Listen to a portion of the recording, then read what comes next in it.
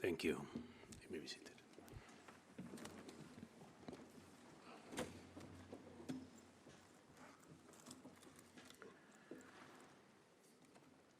Excellencies, distinguished colleagues, I understand that certain delegations have requested to exercise a right of reply under Agenda Item 3. I now give the floor to the distinguished representative of Turkey. You have 3 minutes. Thank you, Mr. Vice President. We would like to recall once again that the only occupation in Cyprus is the usurpation of the 1960 partnership state by the Greek Cypriot side through force of arms and its transformation into a Greek Cypriot state. None of the United Nations Security Council resolutions on Cyprus have ever referred to the legitimate and rightful Turkish intervention as invasion or subsequent presence of the Turkish troops to deter further Greek Cypriot atrocities on the island as occupation. The presence of the Turkish peace forces prevents the recurrence of violence on the island. The Turkish Cypriot people are still subjected to gross human rights violations under restrictions and are denied of their rightful representation and participation in meetings, activities, and events held by international organizations, including here in this very relevant forum of the United Nations, which is mandated to promote and protect the human rights of all the peoples in the world. Between 1963 and 1974, some 30,000 to 40,000 Turkish Cypriots were forced to live in enclaves. In 1974, roughly 45,000 to 55,000 Turkish Cypriots moved to the north, driven by security fears and after decades of violence. Mr. Vice President, it is worth recalling that the Turkish Cypriot side has established the Immovable Property Commission, recognized by the European Court of Human Rights as an effective domestic remedy for addressing property issues of Greek Cypriots. Unfortunately, no parallel mechanism has been established by the Greek Cypriot side to address the long-standing property claims of Turkish Cypriots. We therefore call for an honest and constructive approach that avoids politicization and abuse of legal matters and respects the independence of judicial processes in the Turkish Cypriot side. In this respect, we are calling upon the international community to reaffirm the inherent rights of sovereign equality and equal international status of the Turkish Cypriot people so that they can take their rightful place on international platforms. I thank you. Thank you. I now give the floor to the distinguished representative of Indonesia. You have 3 minutes. Mr. Vice President, we exercise our right of reply to the statement by Vanuatu and to concern raised in the NGO statement during the ID with SR on IDPs. Indonesia takes internal displacement which occur in some areas in Papua seriously. For years, separatist groups have imposed precisely what the SR described as a coercive condition. Their targeted attacks on civilians and civilian infrastructure have induced fear and terror, forcing families to flee. In the past 2 years, 16 incidents attributed to the action of separatist group have burned at least 2 civilian houses and 10 schools, killed a teacher and 10 minors, and tortured 6 teachers. The April incident referred to by Vanuatu was exactly one such attack, resulting in 15 deaths and 7 injuries. This attack also induced a wave of displacement from the population in Kimbru district.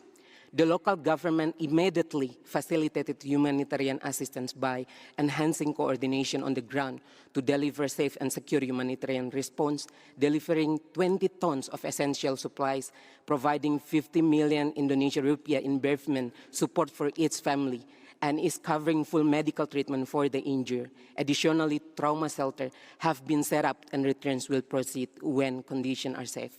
Mr. Vice President, this security concern will not prevent the government of Indonesia from addressing the human rights of all people in Papua province. The formation of 6 special autonomous provinces in Papua aim to advance equitable development for all Papuans. The local government directly engaged with all relevant stakeholders to address their needs and concerns on the ground. We are concerned that misinformation and misleading information without proper context will only amplify separatist narrative and further violence on the ground. Therefore, our delegation is ready to engage further with Vanuatu to address any concern that will be better serve the Papuans. Finally, as a Papuan who was born and raised in Biak, Papua, I have seen progress and I recognize the work ahead. What Papuans need is genuine efforts that prioritize dialogue and the well-being of our communities. Thank you. Thank you. I now give the floor to the distinguished representative of Poland. You have 3 minutes. Thank you, Mr. Vice President. Poland wishes to exercise the right of reply to respond to references made by Belarus concerning Poland's withdrawal from the Ottawa Convention. Over the years, Poland has consistently upheld efforts to strengthen the international legal framework in disarmament and non-proliferation. We supported negotiations of a worldwide ban of anti-personnel landmines. Following our accession to the Ottawa Convention, we ensured full compliance and destroyed all stockpiles of anti-personnel landmines. However, today's regional security environment differs fundamentally from the time of Convention's adoption. Russia's unprovoked aggression against Ukraine and its destabilizing activities pose a direct threat to Poland. Massive land invasion is no longer a term in military history, but a contemporary warfare in Ukraine. Ensuring the effective defense of our territory and the protection of our population is a fundamental responsibility of the state. Changes in our landmine policy neither diminishes nor alters Poland's long-standing commitment to humanitarian mine action, international humanitarian law, and the promotion and protection of human rights. Poland continues to support mine clearance, victim assistance, and mine risk education through both financial contributions and technical expertise. As the European Union facilitator of the United Nations General Assembly resolution on assistance in mine action, Poland actively contributes to strengthening international cooperation in addressing the humanitarian impact of anti-personnel mines, explosive remnants of war, and improvised explosive devices. This commitment is also reflected in Poland's continued support for the United Nations Mine Action Service. In 2025, Poland contributed more than $230,000 to UNMAS, including nearly $200,000 dedicated to activities in Palestine. Poland remains firmly committed to reducing the humanitarian consequences of armed conflict and will continue to be a reliable and constructive partner in international mine action. I thank you. Thank you. I now give the floor to the distinguished representative of Lithuania. You have 3 minutes. Thank you, Mr. Vice President. Lithuania exercises this right of reply in response to the statement made by the delegation of Belarus during the interactive dialogue on the High Commissioner's report on anti-personnel mines. Allow me to stress that Lithuania is firmly committed to international law and international rules-based order and is firmly committed to its obligations under the international humanitarian law. Lithuania's decision to withdraw from the anti-personnel mine ban treaty was based on a sober assessment of the security environment and Europe's eastern flank, marked by an existential threat from Russia, which is not a state party to the convention. Let us be clear, the single greatest threat to humanitarian norms, to disarmament progress, and to the safety of civilians across Europe is Russia's unprovoked, unjustified, and illegal war of aggression against Ukraine. It's a war which, with complete disregard for international law and human life. Russia, a permanent member of the UN Security Council, has deliberately targeted civilian infrastructure and laid vast numbers of mines on Ukrainian soil. Russian mines will maim and kill civilians for decades to come. As a frontline nation, Lithuania faces direct threats from this same aggressor. The first duty of any state is to protect its citizens. Therefore, Lithuania will defend its people and territory against the threat of an authoritarian adversary which rejects the rules of war. We remain steadfastly committed to international humanitarian law, including the Geneva Conventions and their additional protocols. Lithuania will continue to take all feasible precautions to protect civilians from the effects of mines and explosive ordnance, including through fencing, marking, monitoring, and post-conflict clearance. We will maintain detailed records of any mine-affected areas and ensure the mining operations commence as soon as conditions permit. Our commitment to the mining is tangible. Lithuania co-leads, together with Iceland, the Demining Capability Coalition for Ukraine, an initiative that delivers practical, life-saving assistance to those suffering the consequences of Russia's indiscriminate warfare. The withdrawal from the Ottawa Convention will not affect our other obligations under international humanitarian law and international human rights law, which will continue to be respected. Lithuania continues to believe in the humanitarian spirit that underpinned the Ottawa Convention. Thank you. Thank you. I now give the floor to the distinguished representative of Latvia. You have 3 minutes. Thank you, Mr. Vice President. Latvia wishes to exercise its right of reply in response to the statement delivered by the representative of Belarus with regard to Latvia's withdrawal from the Ottawa Convention. Russia's military aggression against Ukraine, coupled with its resurgent imperialistic ambitions and disregard for the territorial integrity of sovereign nations, has profoundly impacted the security landscape of our region. Latvia has been confronted with a critical juncture where the pursuit of ideals must be balanced against the tangible reality of an imminent threat to our national security that has led to Latvia's withdrawal from the Convention. We note with surprise the omission by Belarus of any reference to its neighbor Russia, which is not a state party to the Ottawa Convention and is using landmines in Ukraine, causing countless civilian casualties, amounting to grave human rights violations and running counter to the most fundamental right, the right to life. Latvia continues to support global mine action, particularly humanitarian demining. We remain committed to upholding our human rights obligations and the principles of international humanitarian law, including Geneva Conventions. I thank you. Thank you. I now give the floor to the distinguished representative of Vanuatu. You have 3 minutes. Thank you, Mr. Vice President. Vanuatu takes the floor in exercise of the right of reply to the intervention just delivered by Indonesia. Indonesia's response does not address the central concern raised by Pacific leaders and by numerous human rights mechanisms over many years: the continued absence of a visit by the United Nations High Commissioner for Human Rights to Papua and West Papua provinces. For several years, Indonesia has repeatedly expressed its willingness to facilitate such a visit, yet despite these assurances, no visit has taken place and no firm date has been publicly announced. This persistent delay undermines confidence in Indonesia's stated commitment to transparency and constructive engagement with the United Nations human rights system. As the current president of the United Human Rights Council in 2026, Indonesia bears a particular responsibility to uphold the principles of cooperation, openness, and accountability that underpin this institution. In this regard, Pacific leaders have called upon Indonesia and the Office of the High Commissioner for Human Rights to agree upon the publicly announce a date for the High Commissioner's visit before the conclusion of the Council's 63rd session in September 2026.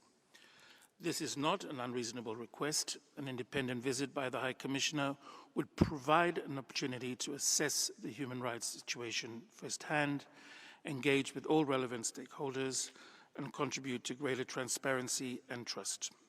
Indonesia is confident in its assertions regarding conditions on the ground.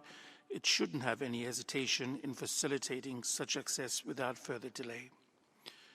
We therefore reiterate our call for Indonesia to move beyond expressions of willingness and to demonstrate tangible cooperation by confirming a timetable for the long-awaited visit. I thank you. Thank you. I now give the floor to the distinguished representative of Cyprus. You have 3 minutes. Thank you, Vice President. Cyprus is exercising the right of reply in response to the statement by the delegation of Turkey and its allegations of human rights violations against Turkish Cypriots. In this context, it remains essential not to lose sight of the situation in Cyprus, in particular the ongoing violations of international humanitarian law and international human rights law that are a direct result of Turkey's continued military occupation of 1/3 of the territory of a sovereign UN member state, the Republic of Cyprus. In this regard, the international community must ensure that all Cypriots are afforded the same level of protection as in other situations of foreign military aggression and occupation. The credibility of international law in the UN system would be seriously undermined if aggressor states such as Turkey, acting in violation of the UN Charter, were permitted to invoke the passage of time to deflect accountability and diminish the imperative to address these violations. We categorically reject the unfounded allegations advanced by Turkey, as well as its persistent promotion of a secessionist entity condemned by the UN Security Council. These actions constitute an attempt to divert attention from Turkey's responsibility for the ongoing human rights violations in Cyprus. Turkey's claim to a unilateral right to invade and occupy Cyprus is untenable. It runs counter to both reason and the fundamental principles of the UN Charter and is unequivocally rejected. The 1974 Turkish invasion of Cyprus was an act of aggression and a clear violation of international law. The invasion and subsequent occupation and the secessionist actions have been repeatedly condemned by the United Nations, including through General Assembly Resolution 37253 and Security Councils 541 and 550. The unlawful military occupation of the northern part of Cyprus has affected all Cypriots. Beyond the displacement of nearly 1/3 of Greek Cypriot population, the ongoing repression of the enclaved population aimed at their gradual disappearance from the occupied areas continues alongside a systemic policy of demographic and cultural alteration. This includes the transfer of settlers and the destruction of cultural and religious heritage. Turkey's policy also adversely affects Turkish Cypriots by undermining their identity, restricting their freedoms, and depriving them of the full enjoyment of their rights as Cypriot and European citizens. Turkey keeps them isolated and effectively holds them hostage to its pursuit of recognition by the illegal secessionist entity established in the occupied territory in violation of fundamental principles of international law and with the aim of undermining the sovereignty and territorial integrity of the Republic of Cyprus. Turkey's aggression further extends the continued transfer of military equipment and the establishment of military infrastructure in the occupied areas under the direction and control of the Turkish military headquarters in Turkey. Turkey must withdraw its occupying troops from Cyprus, abandon its two-state secessionist policy, and enable the reunification of the island and its people. It must also comply fully with its obligation under international law and bring an end to the ongoing violations of the rights of all Cypriots. I thank you. Thank you. I understand that the distinguished representative of Turkey has requested a second right of reply. You have 2 minutes. Mr. Vice President, we would like to exercise our second right of reply. It is indeed true that there is still an occupation in Cyprus, which is the occupation of the government of the now defunct Republic of Cyprus by the Greek Cypriots. The 1960 Partnership Republic of Cyprus, which was established between the two political equals, namely Turkish Cypriots and Greek Cypriots, has only lasted for 3 years. In 1963, the Greek Cypriot side resorted to violence, and the Turkish Cypriots were expelled from all organs of the government and even from their homes by force of arms. As a result of this ethnic cleansing campaign directed at Turkish Cypriot people with the ultimate aim of eliminating all the Turkish Cypriots, UN peacekeeping force was deployed in the island in 1964.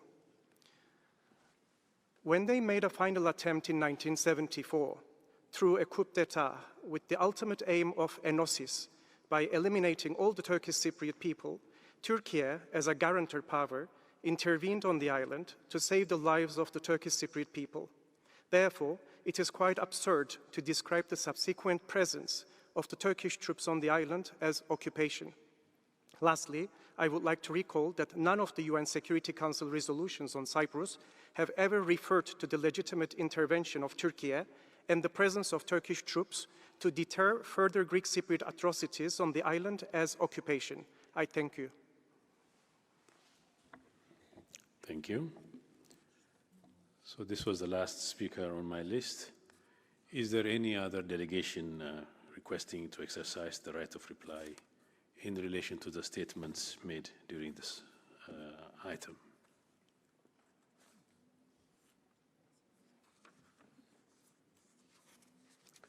I see none. Excellencies, distinguished colleagues, With this, we have concluded the consideration of agenda item 3.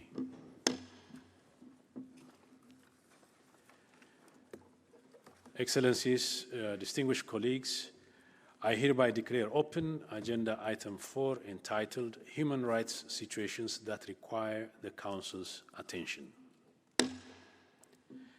We will now begin the interactive dialogue on the High Commissioner's report on the situation of human rights in the Bolivarian Republic of Venezuela.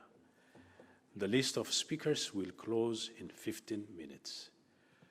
I have now the honor to give the floor to Mr. Volker Türk, High Commissioner for Human Rights, to present the report. Sir, you have the floor. Thank you, Mr. Vice President, distinguished delegates. Permítanme comenzar expresando mis más sinceras condolencias a quienes han perdido a familiares y seres queridos en los terremotos ocurridos el miércoles. Mis pensamientos están con las personas que resultaron heridas y con sus familias que hoy enfrentan dolor, incertidumbre y un camino difícil por delante. Nuestra solidaridad afectuosa con el pueblo de Venezuela en este difícil momento. Mr. Vice President, the past year has seen some important changes to the human rights situation in Venezuela. Since 1 May 2025, my office has confirmed the release of more than 1,200 people, although many still have conditions attached to their freedom. Most of them were detained in the post-election period of July 2024. My report notes some 40 cases of arbitrary detention during 2025, including opposition politicians, human rights defenders, journalists, union members, and humanitarians. Access to justice and accountability remained constrained. The conviction of 8 police officers on charges related to killings during security operations is an important step. However, no progress was reported on investigating deaths during protests in 2014, 2017, 2019, and 2024. Nor have the authorities opened investigations into alleged human rights violations by the armed forces during Operation Sarasa in 2024, including the killing of 30 people. My office continues to receive reports of denial of due process, including through lack of access to lawyers and files. The economic situation continued to worsen during the reporting period, and cuts to humanitarian funding took a serious toll. The cost of the family food basket increased by more than 700% in bolivars between March 2025 and 2026. More than 5 million Venezuelans need urgent food assistance. Salaries remain low, while inflation is high and volatile. The new standard urban transport fare of 140 bolivars exceeds the monthly salary of public sector workers. Most Venezuelans have very limited access to healthcare. While the United States of America has recently granted import licenses in certain economic sectors, sanctions continue to restrict the availability of medical supplies. Mr. Vice President, this year has seen a number of positive steps. According to government figures, more than 8,000 people have benefited from the amnesty law adopted in February 2026, including 314 who were released from detention. However, implementation of the law needs to be fully compliant with international human rights law. This year has also seen a marked increase in public protests. Although no major incidents were reported, the presence of the security forces and the intimidation of protesters, unionists, journalists, and human rights defenders continue to create a climate of fear. Sustained progress requires consistency and transparency. It also requires strengthened, independent oversight of detention centers. Hundreds of people remain arbitrarily detained, with persistent reports of deaths in custody, ill treatment, unwarranted use of force, lack of medical care, and poor conditions. The announcement of the death of Victor Hugo Guerra Navas, who was forcibly disappeared in January 2025, and his late mother's long search for him, prompted a public outcry. The official investigation provided no information on Mr. Guerra's enforced disappearances. Despite the recognition by senior officials of the need to overhaul the anti-hate law, no progress has been made toward repealing or amending legislation that restricts civic space. Mr. Vice President, official announcements about reforms to the Venezuelan justice system are welcome. These reforms, if implemented, are a crucial opportunity to bring institutions and practices into line with international standards. These efforts should include reform of the security sector with effective vetting and oversight of the security forces, the meaningful participation of civil society, and concrete steps to ensure accountability for serious human rights violations. The nationwide consultation process on these reforms can be a significant step if it is inclusive and participatory. The selection of judges needs to ensure their independence and be merit-based and transparent. Disciplinary measures need to be in line with international standards. The closure of the Helicoide prison sends an important message. However, the transfer of its inmates to facilities with even poorer conditions, in some cases without notifying their relatives or legal representatives, is a serious concern. Mr. Vice President, my office in Venezuela is engaging with the national authorities and gradually resuming its activities with the aim of discharging its full mandate. This provides a valuable platform for advancing the protection of human rights, technical cooperation, capacity building, and dialogue between and among stakeholders as part of broader efforts to build trust and confidence. Our interactions with local partners, including civil society, are essential to understanding the evolving situation and needs, identifying gaps, and tailoring our support. They help to foster constructive channels between communities and authorities. I have shared a set of confidence-building measures centered on human rights with the Venezuelan authorities. Broader progress will require structural changes to address grievances and meet people's basic needs. It will be essential to establish the truth, find appropriate remedies for those who have suffered, guarantee that there is no repetition of serious human rights violations, and create conditions for reconciliation. This will require steps to rebuild trust in state institutions through meaningful consultation with civil society, victims, and their families. Expanding civic space is crucial. Regular and unhindered access to all places of detention by independent and impartial entities is a priority. My office stands ready to provide technical support on improving conditions. Human rights and transparency must be at the heart of Venezuela's economic recovery. People need to be at the center of financial decisions, and revenues, including those from the oil, gas, and critical mineral sectors, must benefit all Venezuelans. The authorities need to consult and cooperate in good faith with indigenous peoples through their own representative institutions to obtain their prior, free, and informed consent for all operations and activities that impact them. I would also like to reiterate the disproportionate impact of broad sectoral sanctions on the human rights of Venezuelans and call again for them to be reassessed and lifted. I call on the Venezuelan authorities to cooperate with international human rights and accountability mechanisms, including the fact-finding mission established by the Human Rights Council and the International Criminal Court. Mr. Vice President, finally, I commend the swift response by many countries to the devastating earthquake, and I encourage the international community to provide sustained and scaled-up support if needed, prioritizing the rights and dignity of those most affected.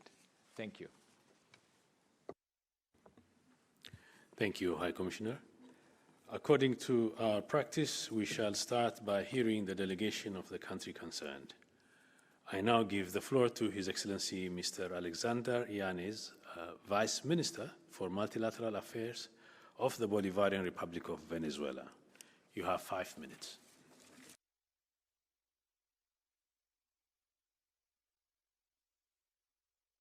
Gracias, señor presidente.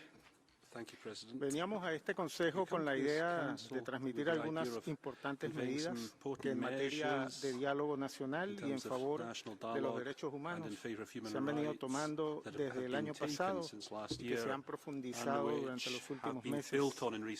Del mismo modo, teníamos el interés de presentarle a este consejo algunas acciones y decisiones que se han venido tomando para el fortalecimiento de la cooperación entre el gobierno de Venezuela y la oficina del Alto Comisionado para los Derechos Humanos, así como con otros procedimientos especiales de este Consejo. Igualmente queríamos informar acerca de los avances realizados en Venezuela para la presentación del informe sobre derechos humanos correspondiente a nuestro examen periódico universal, que, como bien saben, se realizará el próximo mes de octubre y cuya presentación oral estaría prevista para el mes de enero del año 27. Is penciled in for January 2027. We've also spent much time, as we have for much time, Venezuela supports voluntary mandates on human rights, not mandates, though, imposed against countries. Los recientes terremotos ocurridos en nuestro país, con una intensidad de 7.2 y 7.5 grados, nos han obligado a informarles acerca de las trágicas circunstancias que hoy enfrenta nuestro país producto de estos eventos sin precedentes. Señor Presidente, en primer lugar, permítame expresar nuestra más profunda gratitud por todos los sentimientos de solidaridad que hemos recibido de los 5 continentes, así como las ofertas de cooperación y asistencia bilateral and multilateral cooperation and assistance to address this grave emergency situation.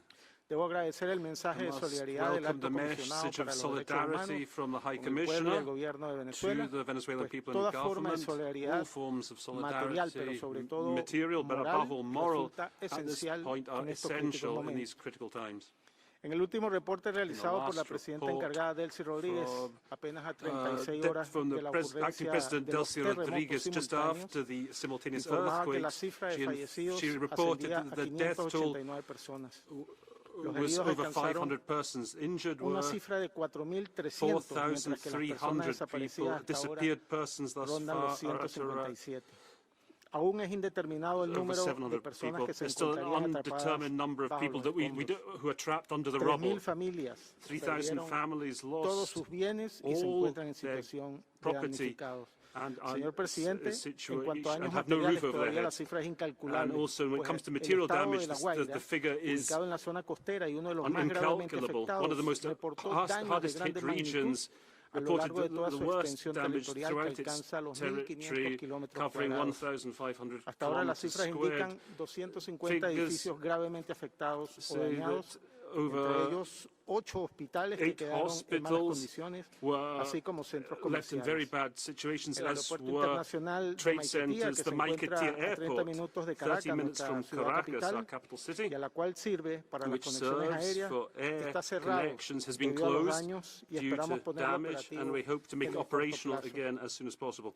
El extenso y devastador efecto de los dos The terremotos devastating effect of the simultáneos two y las más de simultaneous 214 earthquakes réplicas and more than motivan y 214 justifican la aftershocks declaratoria del estado de have emergencia conforme a nuestra the Constitución state of, nacional. we have to tipo de modify the state of desastre, emergency in las line with our primeras 72 Constitution. horas son Now, in any consideradas disaster, the críticas first para poder 72 salvar hours are the vidas. most critical for saving Hoy a la lives. medianoche de Today, Ginebra at estaremos midnight in arribando a Geneva, las primeras we'll be 48 reaching the horas first 48 dentro de hours esas 72. within those 72 since Por the esta razón, earthquake hit. se For han that intensificado reason, las there's been an operaciones de búsqueda, intensification of rescate y search, rescue, and con las capacidades salvage nacionales operations using ampliadas national hoy con el capacities apoyo together internacional with que ha venido now llegando international support that has come to help our country. Hoy seguimos elevando nuestras oraciones para que el mayor número de personas puedan ser salvadas.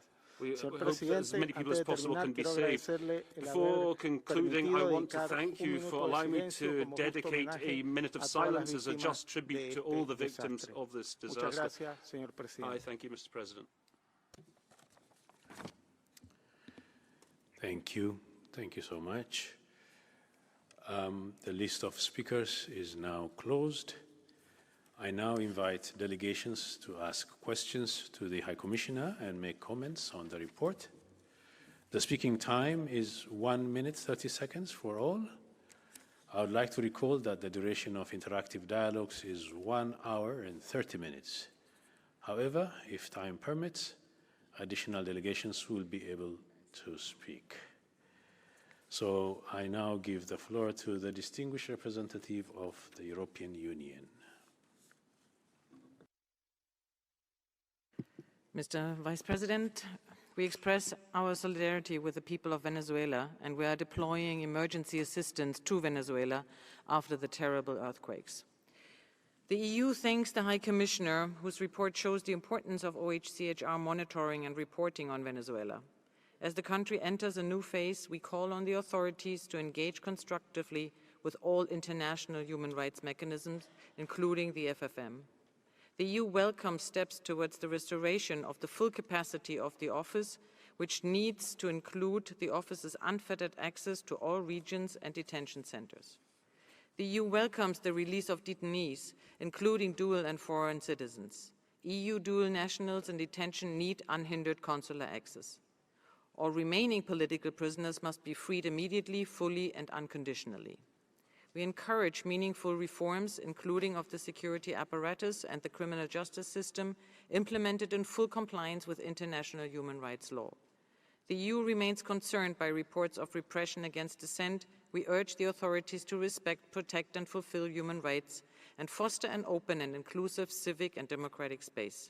Finally, we reiterate our support for a Venezuelan-led dialogue towards the restoration of democracy and the rule of law and human rights.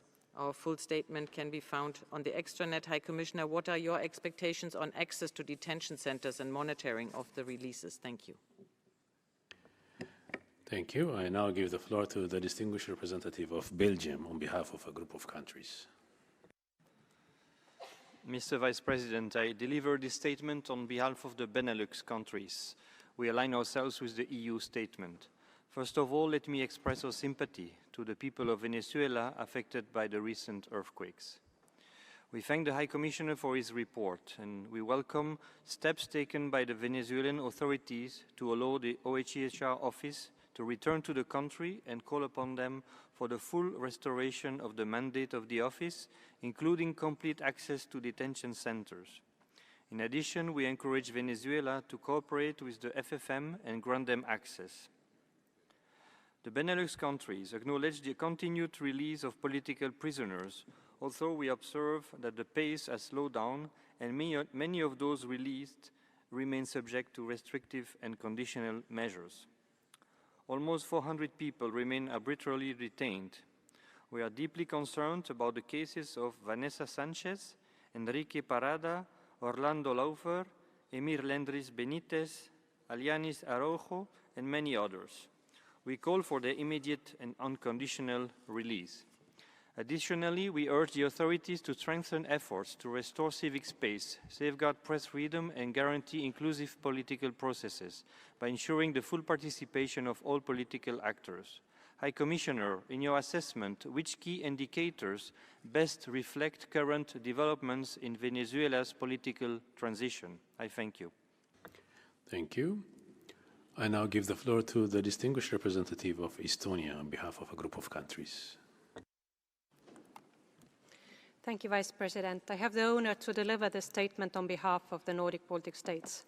We express our condolences and full solidarity with regard to the devastating earthquakes in Venezuela. High Commissioner, we thank for this update. The findings presented continue to paint a concerning picture of the human rights situation in Venezuela. Despite some recent developments, we note with the concern that the underlying structures enabling systemic human rights violations remain largely intact. These persistent shortcomings continue to undermine public trust in institutions and hinder prospects for democratic recovery and national reconciliation. Meaningful progress will require comprehensive, verifiable and irreversible reforms, including the restoration of judicial independence and due process guarantees. Such reforms are essential to ensure the effective protection of human rights and fundamental freedoms and to strengthen the rule of law. Independent judicial and prosecutorial institutions will also be critical to addressing organized crime and other challenges. We remain concerned by the absence of credible accountability measures for past and ongoing violations. It is vital that the Venezuelan authorities take meaningful steps to end impunity and, as a state party to the International Criminal Court, fully cooperate with the Office of the Prosecutor. High Commissioner, could you elaborate on the current cooperation between your office and the Venezuelan authorities? I thank you. Thank you.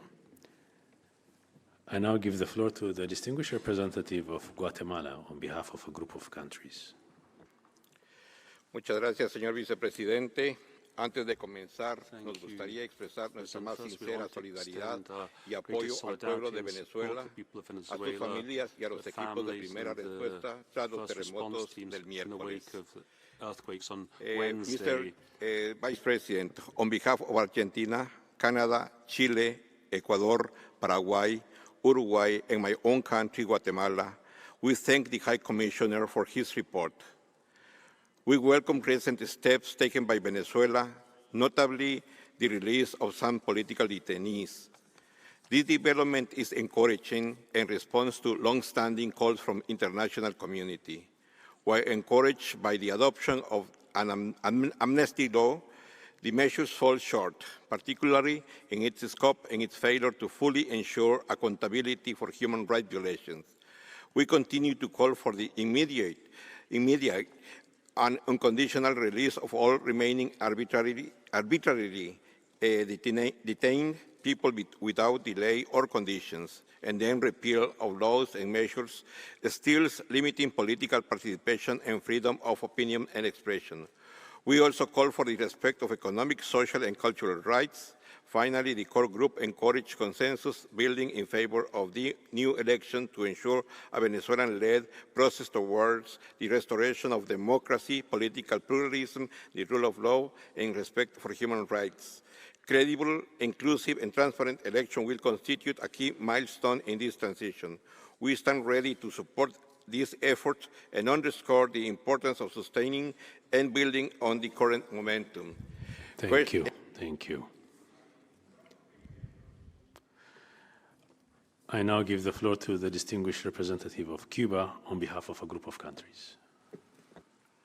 Señor Vicepresidente, Vice President, tengo el honor de dar lectura al siguiente comunicado emitido hoy en Ginebra por el Grupo de Países Amigos en defensa de la Carta de las Naciones Unidas. Los miembros del grupo expresan sus más sentidas condolencias y todo su apoyo y solidaridad con el gobierno y el pueblo de la hermana República Bolivariana de Venezuela. Bolivarian Republic of Venezuela, following the tragic loss of human life, personas desaparecidas, disappeared miles persons, de missing heridos y persons, cuantiosos daños thousands of materiales people wounded, and ocasionados massive por los material damage devastadores caused by the devastating ocurridos el earthquakes pasado that 24 took de place junio on the 24th of que afectaron June, a varias affecting regiones del various país. regions of the country. La magnitud del desastre The scale of demanda the una reacción disaster solidaria requires an urgente y urgent, sin condicionamientos unconditional response, one of great solidarity from the international community. The members of the group reaffirm our commitment to the values of solidarity and international cooperation and support all Venezuelan men and women in these difficult times, wishing them a speedy recovery from this tragedy. Thank you very much, Vice President. Thank you. I now give the floor to the distinguished representative of Chile. Señor Vicepresidente, Quisiera comenzar mi intervención transmitiendo en nombre del Gobierno de Chile la solidaridad del pueblo y al Gobierno de Venezuela por los terremotos ocurridos. Debido al anterior, mi Gobierno dispuso el envío urgente de ayuda humanitaria y de rescate. Transmitimos también nuestras condolencias a las víctimas y deseamos una pronta recuperación a los heridos. Señor Vicepresidente, Chile agradece al Alto Comisionado la presentación de su informe sobre la situación de los derechos humanos en Venezuela. Valoramos la renovación gradual, aunque limitada, de la colaboración de Venezuela con los mecanismos internacionales de protección de los derechos humanos. Sin perjuicio de ello, seguimos preocupados por las denuncias de detenciones arbitrarias, las condiciones de detención, las restricciones al espacio cívico y a las libertades fundamentales, así como por la falta de transparencia respecto de los prisioneros políticos liberados y la denegación de asistencia consular a los extranjeros detenidos. De la misma manera, nos preocupa también los obstáculos que continúan afectando el pleno acceso a la justicia y a la rendición de cuentas. Sin verdad, justicia, reparación y garantías de no repetición, resulta complejo avanzar hacia una sociedad basada en la equidad, la transparencia y la cohesión social. Finalmente, Chile considera que el presente informe constituye un importante insumo para acompañar los esfuerzos de las instituciones venezolanas y transformarlos en avances reales, orientados a fortalecer la protección y la promoción de los derechos humanos. Muchas gracias. Thank you. I now give the floor to the distinguished representative of Portugal. Thank you, Mr. Vice President. Portugal quiere expresar su total solidaridad y sus más sentidas condolencias al pueblo de Venezuela. Unidad de protección civil y ayuda humanitaria llegará hoy a Caracas. Mr. Vice President, Portugal thanks the High Commissioner for his comprehensive report. At a time when Venezuela is undertaking important political and institutional reforms, it is essential to ensure that any steps towards national reconciliation are accompanied by tangible progress in the protection of human rights, the strengthening of democratic institutions, and the expansion of civic space. We encourage the Venezuelan authorities to engage constructively with the Office of the High Commissioner, the fact-finding mission, and other human rights mechanisms, including by ensuring unrestricted access to the country and to all places of detention. We take good note of the bill on amnesty and the new peace and democratic coexistence plan.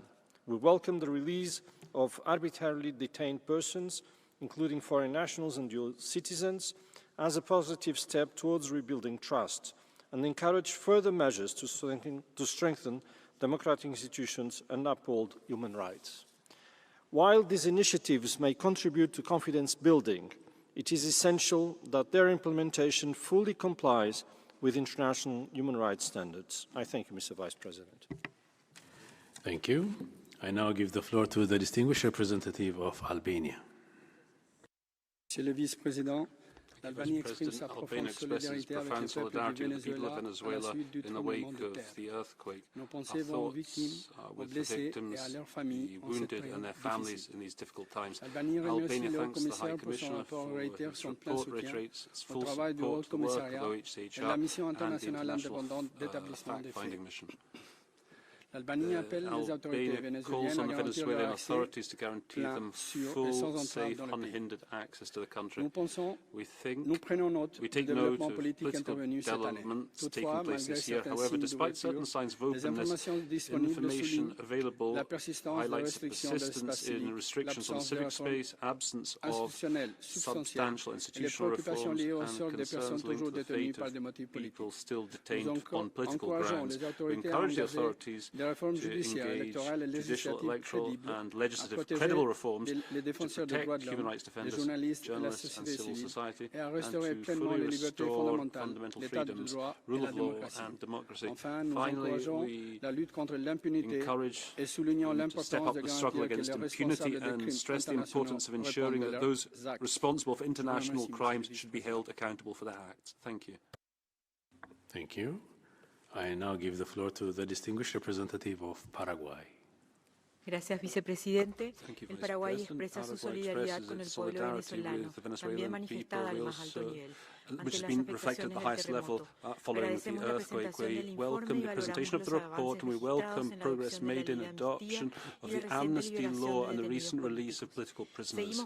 We continue to be troubled by the persistence of practices in violation of human rights, such as arbitrary detention, enforced disappearance, cases of torture, intimidation of human rights defenders, as well as protracted periods of incommunicado detention of detainees.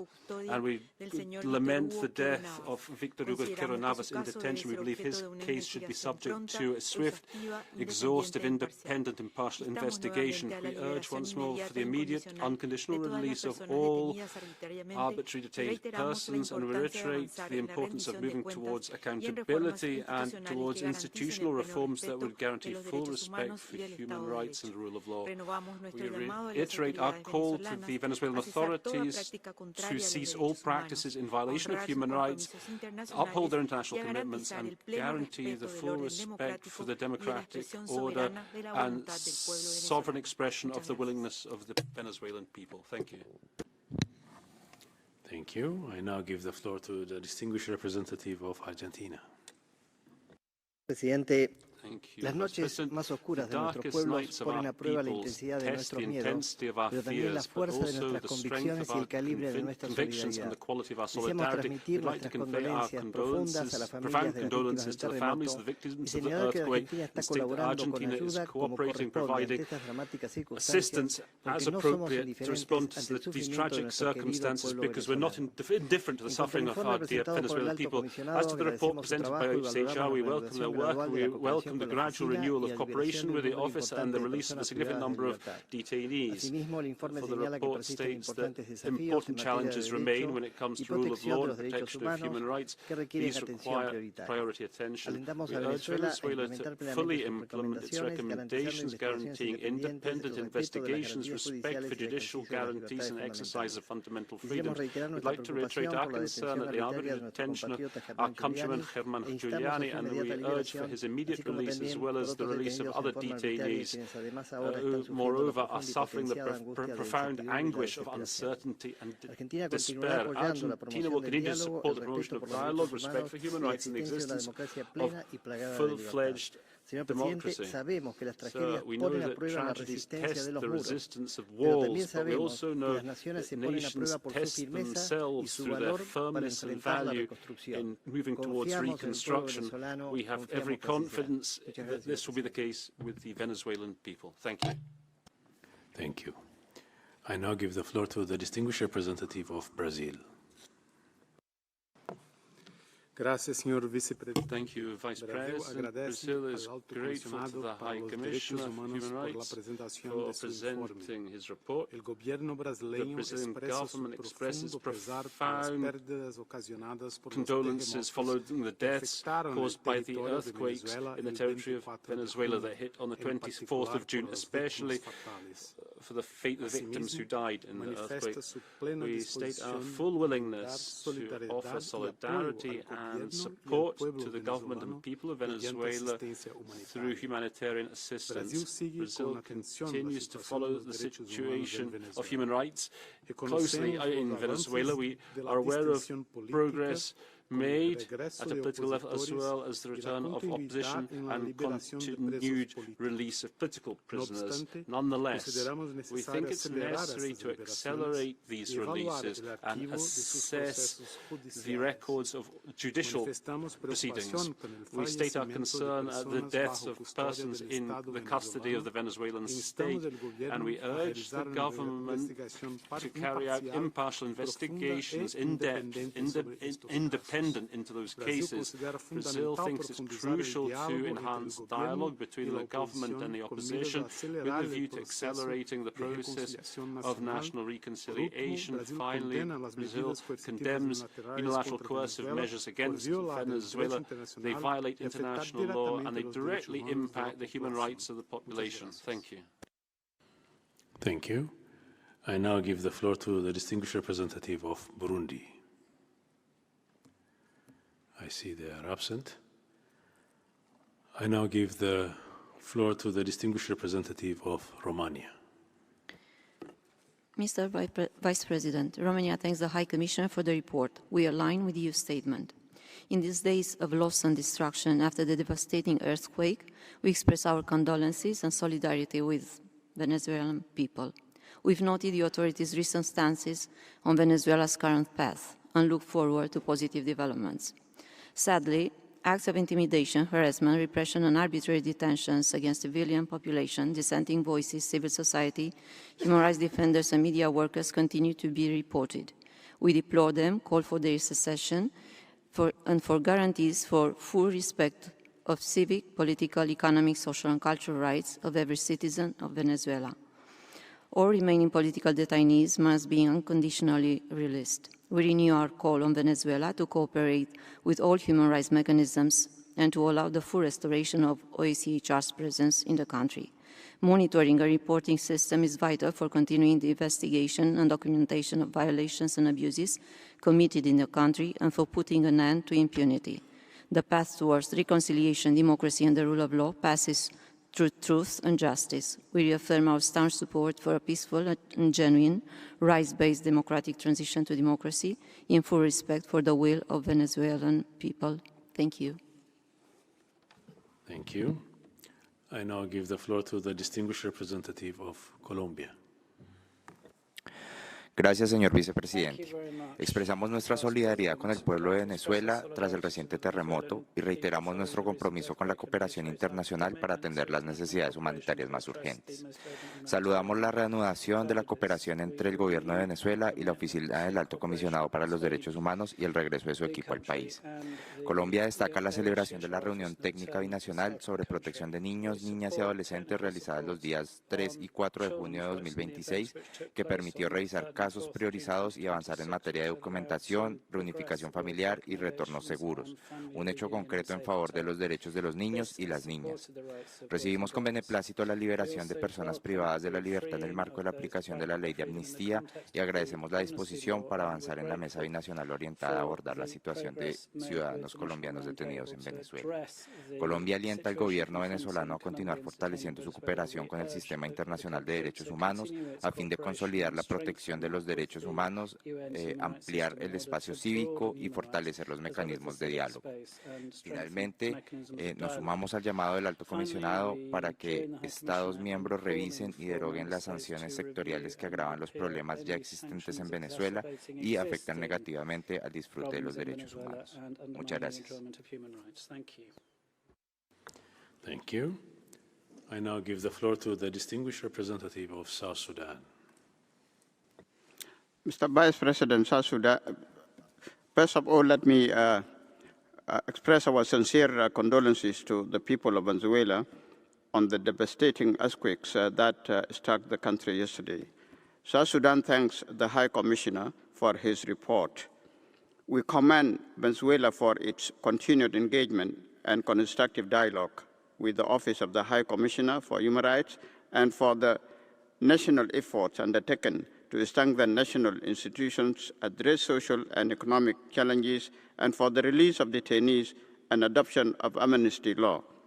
South Sudan is deeply concerned by any form of external interference in the internal affairs of Venezuela that undermines its sovereignty, independence, and territorial integrity. The Venezuelan people alone have the ability and the right to determine their political, economic, and social future through peaceful and democratic means, free from foreign pressure, coercion, or intervention. We call upon the Office of the High Commissioner for Human Rights and relevant stakeholders to provide support aimed at strengthening national capacities and advancing the well-being and human rights of the Venezuelan people. Thank you, Mr. Vice President. Thank you. I now give the floor to the distinguished representative of Spain. Muchas gracias, señor vicepresidente. España debe empezar su intervención reiterando nuestra solidaridad con el pueblo hermano de Venezuela ante los devastadores terremotos que acaba de padecer. La ayuda española para las tareas de rescate ya está sobre el terreno. Nuestro avión con ayuda de emergencia ha aterrizado esta mañana en Caracas. Y la Agencia Española de Cooperación al Desarrollo pone a disposición del pueblo venezolano todas sus capacidades. Por otro lado, España se adhiere a la declaración de la Unión Europea y confirma reafirma su apoyo a la labor fundamental del Alto Comisionado. Mi intervención tendría los mismos elementos que la mayor parte de las intervenciones que se acaban de escuchar en la sala. Primero, tomamos nota de algunos desarrollos positivos, incluidas las liberaciones de ciertos presos políticos bajo la ley de amnistía, para que estos pasos entrañen un avance real hacia la reconciliación y la institucionalidad democrática. Su aplicación debe ser plena, transparente e incondicional. Segundo, estamos muy preocupados por la persistencia de restricciones del espacio cívico, el acoso a la oposición y las detenciones por motivos políticos, así como por la persistencia del aparato represor. Tercero, es prioritario alcanzar un acuerdo que permita a la Oficina del Alto Comisionado operar con plenitud en Venezuela. Cuarto, no es posible la impunidad. Todas las violaciones de derechos humanos deben ser esclarecidas. Y quinto, es fundamental que se garantice el acceso consular a los binacionales hispano-venezolanos para no agravar su indefensión. Muchas gracias, señor vicepresidente. Thank you. I now give the floor to the distinguished representative of Eritrea. Thank you, Mr. Vice President. The government of Eritrea extends its heartfelt sympathies to the people, our colleagues here in Geneva, and the government of Venezuela following the devastating earthquake that has struck the country. We share in your grief and keep you in our thoughts during this challenging time. Eritrea reiterates its principled and long-standing position against country-specific mandates and resolutions. Our own experience has shown that these mechanisms fall short of a balanced and credible approach and do not sufficiently encourage genuine dialogue. Instead, they continue to be weaponized as tools for political pressure and selective targeting against sovereign developing nations. We remain deeply concerned by the continued imposition of illegal unilateral coercive measures against Venezuela. These comprehensive economic sanctions constitute a flagrant violation of international law and the UN Charter. They deliberately undermine the Venezuelan people's right to development, severely restrict their access to basic services, and serve as the primary driver of the humanitarian challenges facing the country. Progress in human rights cannot be achieved while a nation is subjected to external economic strangulation. We urge the initiators calling for these mandates to abandon confrontational, politically motivated approaches. The Council needs to return to its founding principles of constructive dialogue, mutual respect, and earnest cooperation. I thank you, Mr. Vice President. Thank you. I now give the floor to the distinguished representative of China. 副主席先生，委内瑞拉发生强烈地震，中方向委政府和受灾民众表示诚挚慰问，将提供紧急人道主义援助。相信在委政府领导下，委人民一定能够战胜灾害，早日重建家园。副主席先生，中方在委问题上的立场是一贯和明确的，始终坚定维护联合国宪章和国际关系基本准则，反对悍然对委实施军事打击、滥施单边制裁、干涉委内政。中方赞赏委政府为促进和保护人权所做努力和积极进展，包括与各利益攸关方开展建设性合作。中方重申，有关国家对委施加的单边制裁严重阻碍委经济社会发展和改善民生努力，严重影响委人民的基本人权，应当立即取消。中方将继续坚定支持为维护主权、安全和正当权益，坚定支持各国根据自身国情选择人权发展道路，更好地促进和保障本国人民的人权。谢谢副主席先生。Thank you. I now give the floor to the distinguished representative of the Russian Federation.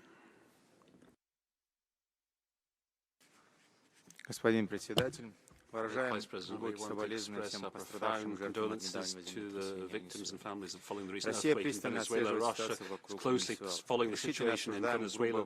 We condemn the military intervention by the US of the 3rd of January this year, during which the lawful president of Venezuela and his wife were arrested. In so doing, US violated all fundamental legal norms. This point of view is shared by the vast majority of states in the global majority. We categorically condemn stem the ongoing sanctions pressure against the Bolivarian Republic, which is rendering a most adverse impact on the human rights situation in the country and exercise of their right to development. Despite the partial adaptation of the Venezuelan economy to UCMs, maintenance of ongoing restrictions is undermining the country's economic capacities. The irresponsible steps by Washington are yet another example of neo-colonialism and imperialism, which repeatedly has been rejected by people both in Latin America and in the global South as a whole. Such actions should receive an objective multilateral response using the UN universal mechanisms and other multilateral fora. We firmly believe that any problems and contradictions between the US and Venezuela should be resolved through dialogue, as provided for in the UN Charter, whose values have been applied subjectively by a number of countries dependent on the ongoing political situation at a given time. Thank you. Thank you. I now give the floor to the distinguished representative of Sri Lanka. Thank you, Mr. Vice President. At the outset, Sri Lanka wishes to express solidarity with Venezuelan people and extend deep condolences to the families of the victims of the tragic earthquake. Sri Lanka commends the government of Venezuela for its continuous and constructive engagement with this council. We particularly note its regular submission of treaty body reports, its cooperation in facilitating visits by special procedure mandate holders, and its active participation across 3 cycles of the Universal Periodic Review. We note with concern that Resolution 57/36 was adopted without the consent of the country concerned. Sri Lanka maintains its principled position that country-specific initiatives of this nature are inherently counterproductive and fail to meaningfully advance the promotion and protection of human rights on the ground. Consequently, we urge the Council to steadfastly adhere to its founding principles of universality, impartiality, objectivity, and non-selectivity. We emphasize that international dialogue and cooperation must always respect the national sovereignty and territorial integrity of member states in line with the UN Charter. In conclusion, Sri Lanka encourages the Council to pursue a path of genuine cooperation with the Venezuelan authorities that truly serves to support and protect the human rights of Venezuelan people. Thank you. Thank you. I now give the floor to the distinguished representative of the Democratic People's Republic of Korea. Thank you, Mr. Vice President. My delegation expresses its deepest condolences and full solidarity with the government and people of the Bolivarian Republic of Venezuela following the devastating earthquake. We are deeply concerned at the ongoing politically motivated and biased practices directed at sovereign states under the pretext of promoting human rights. Resolution 57/36 entitled Situation of Human Rights in the Bolivarian Republic of Venezuela is the result of the imposition of a mandate that demonstrates the politicization and selectivity of the Council. It is in violation of universal principles of respect for territorial integrity, sovereignty, and non-interference in the internal affairs of states, as enshrined in the UN Charter. We commend the government of the Bolivarian Republic of Venezuela for its strenuous efforts and the progress made in the field of human rights, and firmly reject the imposition of the UCMs that adversely affect the human rights of the Venezuelan people. The OHCHR must strictly adhere to the principles of objectivity, impartiality, and non-selectivity. I thank you. Thank you. I now give the floor to the distinguished representative of Yemen. Vice President, Yemen wishes to thank the OHCHR for the report on the situation of human rights in Venezuela. We commend the report's references to the positive developments and resuming cooperation with the OHCHR. At the same time, we take note of the ongoing political, economic, and social challenges facing the government of Venezuela, challenges that affect people's ability to enjoy their basic rights. In closing, we underscore our support for all constructive efforts which aim to achieve stability and prosperity in Venezuela and for the benefit of its friendly people. And thank you. Thank you. I give the floor to the distinguished representative of Poland. Thank you, Mr. Vice President. We extend our deepest condolences to the people of Venezuela on the recent tragic consequences of the two earthquakes. Mr. Vice President, Poland aligns itself with the statement of the European Union and remains deeply committed to supporting all human rights mechanisms aimed at protecting human rights and fundamental freedoms in the Bolivarian Republic of Venezuela. Despite some progress and further commitments made by the Venezuelan authorities, the human rights situation in the country remains concerning. We remain troubled by the continued reports of human rights violations and by the legal framework that enables arbitrary detention, enforced disappearance, restrictions on the freedom of expression, peaceful assembly and association, as well as acts of intimidation against political opponents. While noting the recent releases of detainees, including foreign and dual nationals, we urge the authorities in Caracas to accelerate the process of the unconditional release and rehabilitation of all individuals unlawfully deprived of their liberty. I thank you. Thank you. I now give the floor to the distinguished representative of Belarus. Благодарю, господин заместитель председателя. Thank you, Vice President. Прежде всего, First of all, we want to express our sincere condolences to the friendly Republic of Venezuela following the earthquakes, and in a spirit of reliable friendship, we confirm our willingness to provide support to the country in these difficult times.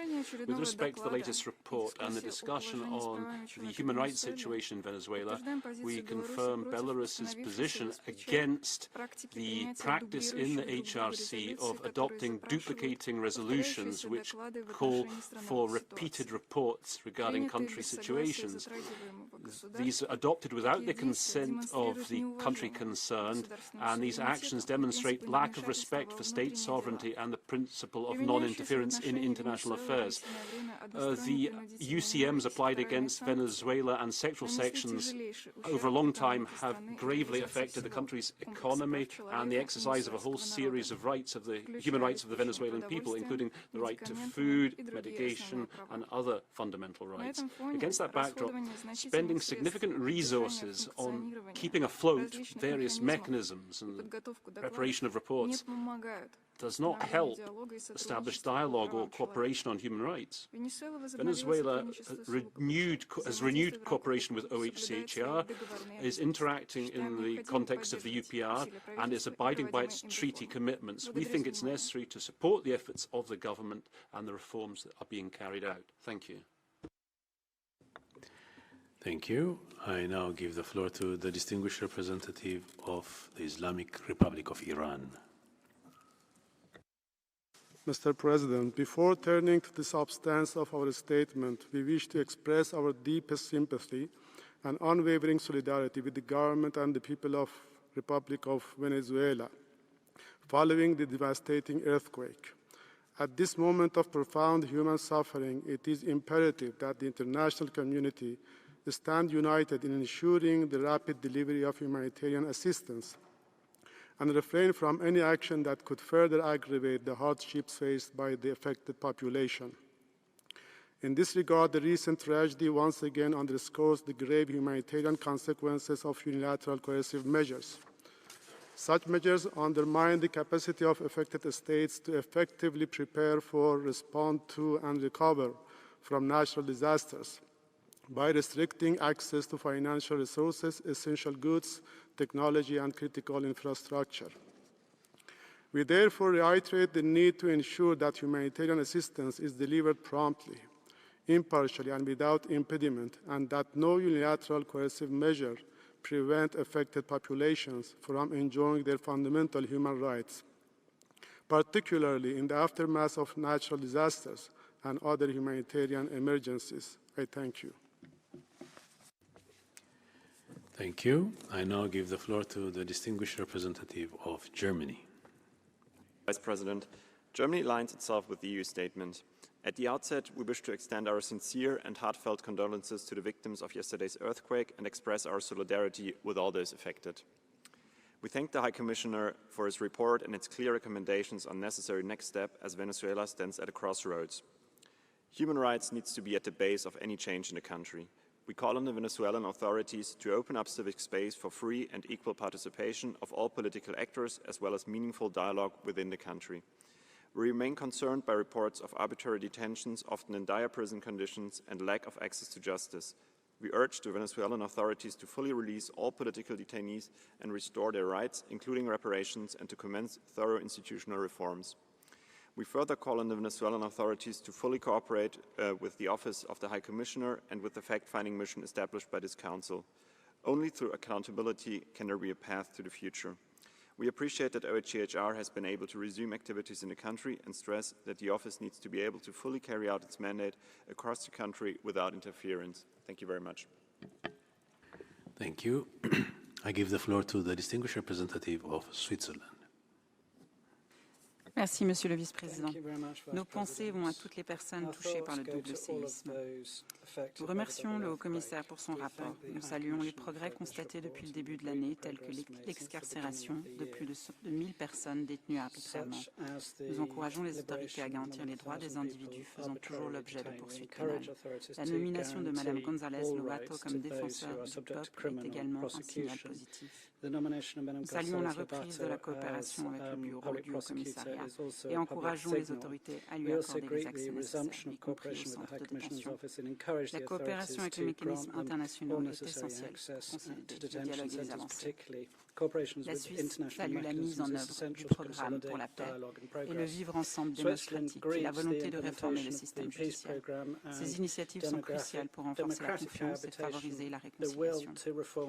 La Suisse encourage les autorités à poursuivre sur cette voie et est prête à accompagner ces processus. Nous appelons à une abrogation des législations répressives et à mettre fin aux mécanismes et pratiques répressives qui demeurent en vigueur. La revitalisation de l'espace civique et la garantie des libertés fondamentales constituent des éléments essentiels pour une amélioration durable de la situation. Monsieur le Haut-Commissaire, la situation au Venezuela reste fragile. Quelles pistes voyez-vous pour garantir la protection de tous les acteurs, y compris les voix critiques? Je vous remercie. Thank you. I give the floor to the distinguished representative of Burkina Faso. Avant tout propos, permettez-nous de présenter nos condoléances au peuple de la République bolivarienne. Monsieur le Vice-président, ma délégation prend note du rapport du Haut-Commissaire sur la situation des droits de l'homme en République bolivarienne du Venezuela. Ma délégation salue les progrès notables du Venezuela depuis le précédent rapport. Ma délégation voudrait rappeler qu'il est de la responsabilité principale de chaque État de respecter, protéger et promouvoir les droits de l'homme sur son territoire. À cet effet, nous nous réjouissons de la reprise de la coopération entre le Venezuela et le Haut-Commissariat des Nations Unies aux droits de l'homme, de l'adoption par l'Assemblée nationale à l'unanimité de la loi d'amnistie pour la coexistence démocratique ainsi que la reprise des visites des lieux de détention. Comme partout ailleurs, il subsiste certes des défis. Toutefois, nous restons convaincus qu'un dialogue constructif et continu ainsi qu'une coopération technique dans le plein respect de la souveraineté des peuples, des priorités des États permettent de renforcer la promotion et la protection des droits de l'homme. Pour terminer, ma délégation appelle à ce que le Conseil des droits de l'homme se départisse de toute politisation des droits de l'homme et demeure un espace de dialogue constructif, non politisé et respectueux des principes fondamentaux de la Charte des Nations Unies. Je vous remercie. The Charter of the United Nations. Thank you. Thank you. I give the floor to the distinguished representative of Cuba. Señor Vicepresidente, reitero nuestras sentidas condolencias y toda la solidaridad con el gobierno y el hermano pueblo de Venezuela por las trágicas consecuencias de los recientes terremotos. Los colaboradores de salud de Cuba en Venezuela están totalmente movilizados y prestando servicios médicos a la población afectada.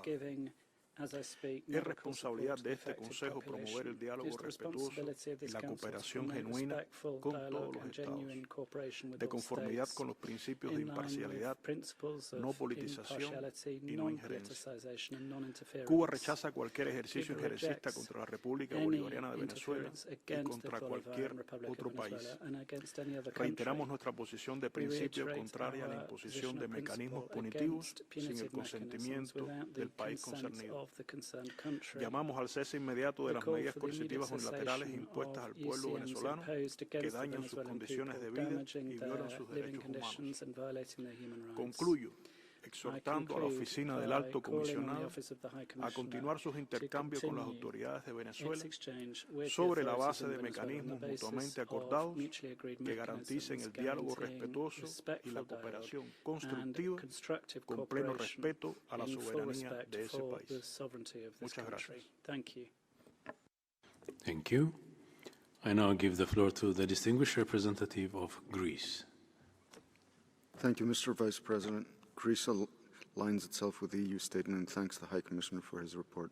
We extend our solidarity to the people of Venezuela in the aftermath of the recent devastating earthquakes and express our sincere condolences to the families of those affected. Serious human rights concerns persist in Venezuela.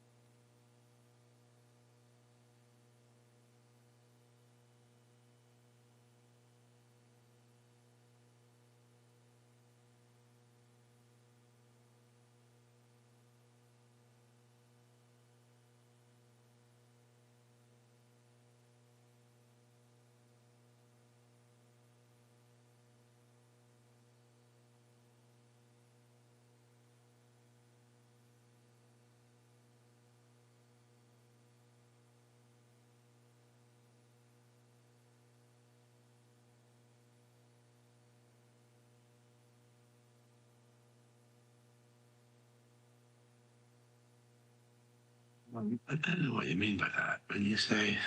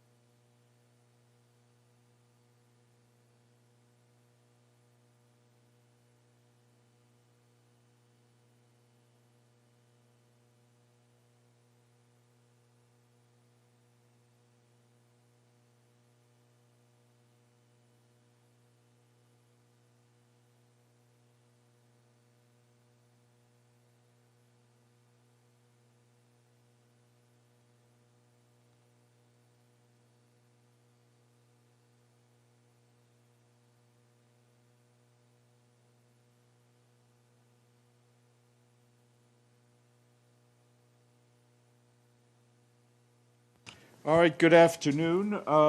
If we could put our guest, Mr. Dominguez, on the screen, please. Excellent. Secretary General, can you hear us? Yes, I can, loud and clear. Perfect. Thank you very much. We're delighted to be joined by our Senior Dominguez, who you know is the Secretary General of the International Maritime Organization. He's speaking to you from London in his office, where the IMO is based. Secretary General, we have a few journalists in the room, but we have a lot online. So we will let you make some opening remarks, and then we will take some questions. Thank you very much. Go ahead, sir, please. Okay, thank you. Thank you. I'll keep my remarks very short in order to allow the time for questions. I think that will be better. First of all, thanks for the interest in everything that is happening here. I want to highlight that I do appreciate your support in highlighting, in particular, the hardship and all the stress that the innocent seafarers have been going through during this conflict. And of course, the more that you can reiterate that, the more that we recognize the humanitarian effect that this conflict is having in shipping, first on the seafarers aboard the vessels, and then beyond that with all the countries and the communities that are being affected.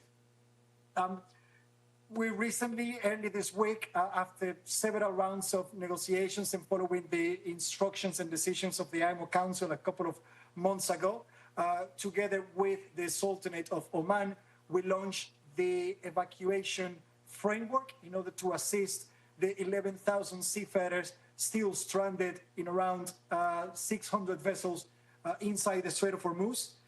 We're starting to get good numbers immediately in relation to the transit.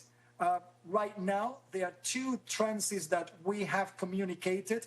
The north transit on the Strait of Hormuz, which is operated by Iran, and in our website, you will find all the information of the steps that have to be taken for ships to transit that corridor.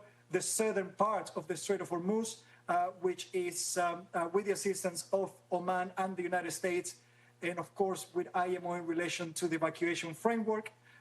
We cannot use at present the traffic separation scheme that has been established by IMO since 1968, because in accordance to the Memorandum of Understanding signed between Iran and the United States, as well as information that we have from several countries, there's a presence of mines, which of course is a hazard for vessels, and until that part of the straits is demined, it is not safe to do so.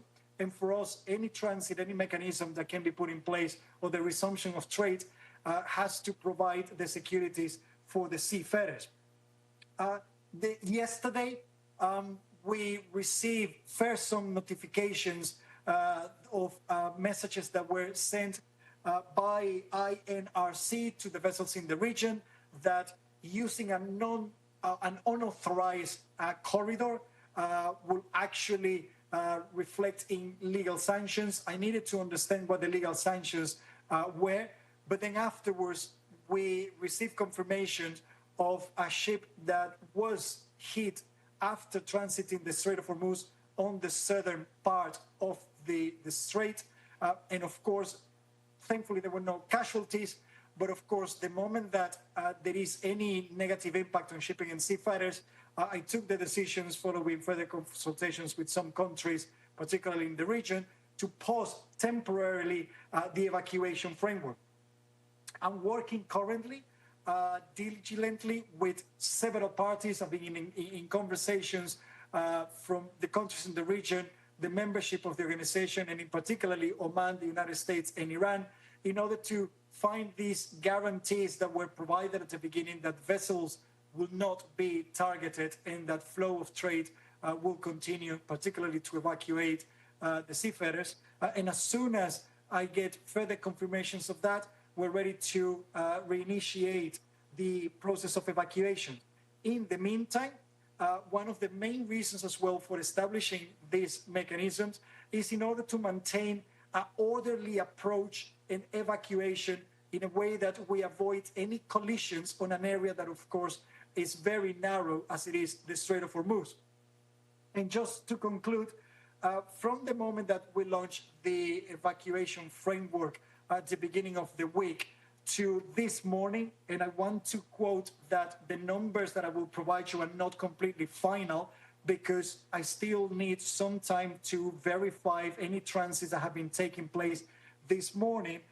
We have been able to evacuate at least around 115 vessels, that's 115, have evacuated in the last 3.5 days, representing around 2,500 seafarers that have now safely left the Strait of Hormuz.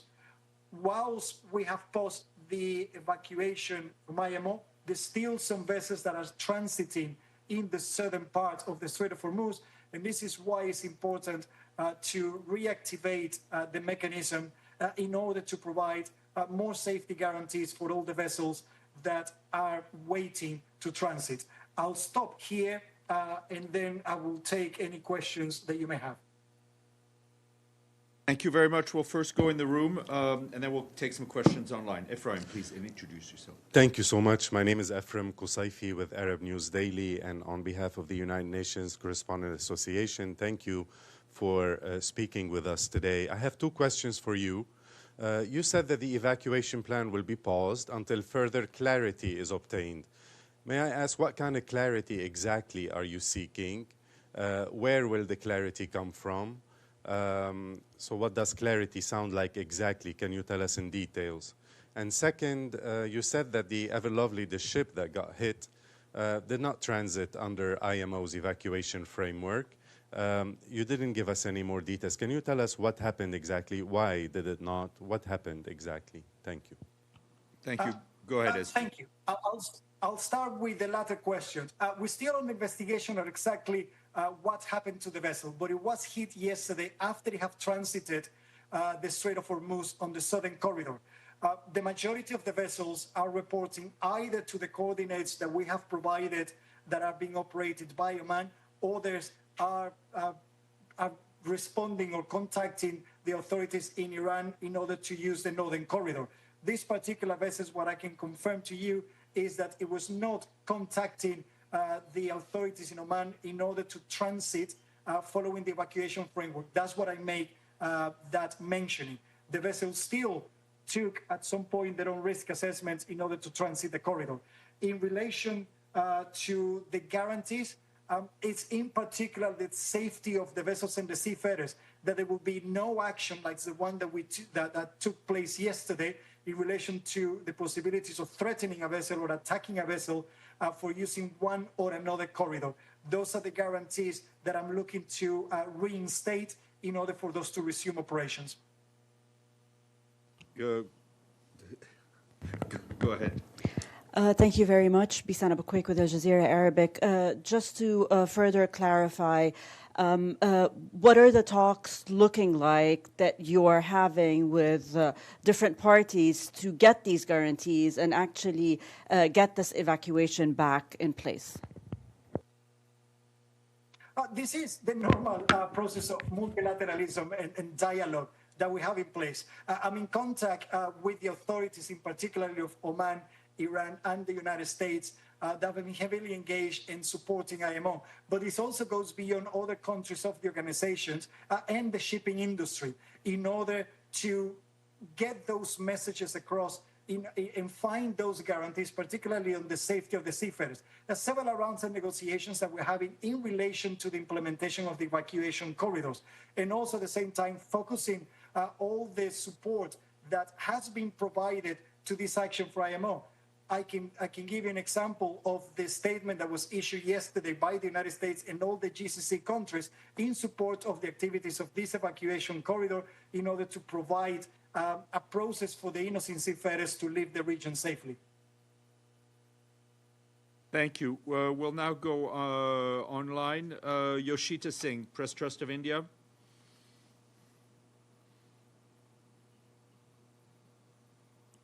Thank you. Thank you, Steph. Thank you, Mr. Secretary General, for the briefing. This is Yoshita Singh with Press Trust of India. A large number of seafarers that have been caught in this conflict are from India. There have been Indian casualties as well. 3 Indian seafarers lost their lives recently in the attack by the U.S. Navy. I just wanted to get your thoughts on has IMO spoken to some of these seafarers, especially those from India? What are some of the concerns and conversations you're having with them, and what that they have shared, and also the plans to ensure that obviously every seafarer, whether it's from India or from any other country, is safe and secure in these times. Thank you. Seafarers have been, of course, the priority of all the work that IMO and myself being carried out. It is regrettable that 14 seafarers have actually lost their lives in more than 40 attacks on different vessels during the conflict. And I have the opportunity as well to speak to a few seafarers that actually have left the region and have shared all the information and the difficulties that they have gone through. The main focus of my actions have been working with the countries in the region, the flag states of all those vessels, as well as the nationalities of the seafarers and the ship owners, to continue to provide support to the seafarers that are still stuck there. The supplies from water, fuel for the vessels, as well as food and medical assistance, to even remotely manage to contact their families so they can still have those connections. And of course, I also learned of how difficult, not only how difficult it's been for them to be in an area with so much danger and some uncertainty, but at the same time, how resilient they are and they're supporting each other. One of the key messages, and this is what I started with that here, is that seafarers feel forgotten, particularly for the global media and from everyone around the world. And whenever they turn on the news, they listen to how this conflict is really being negative for the countries, for the global economy, the fuel price, etc., and not so much attention on the innocent seafarers. So for me, the key message is very loud and clear. We need to look after the seafarers better, and shipping should not be used as collateral in any geopolitical conflict. Affects innocent people like the seafarers, but also innocent people around the world that get affected by conflicts where they're not even engaged in. Thank you. Thank you. Benny Avni, New York Sun. Benny? Yes.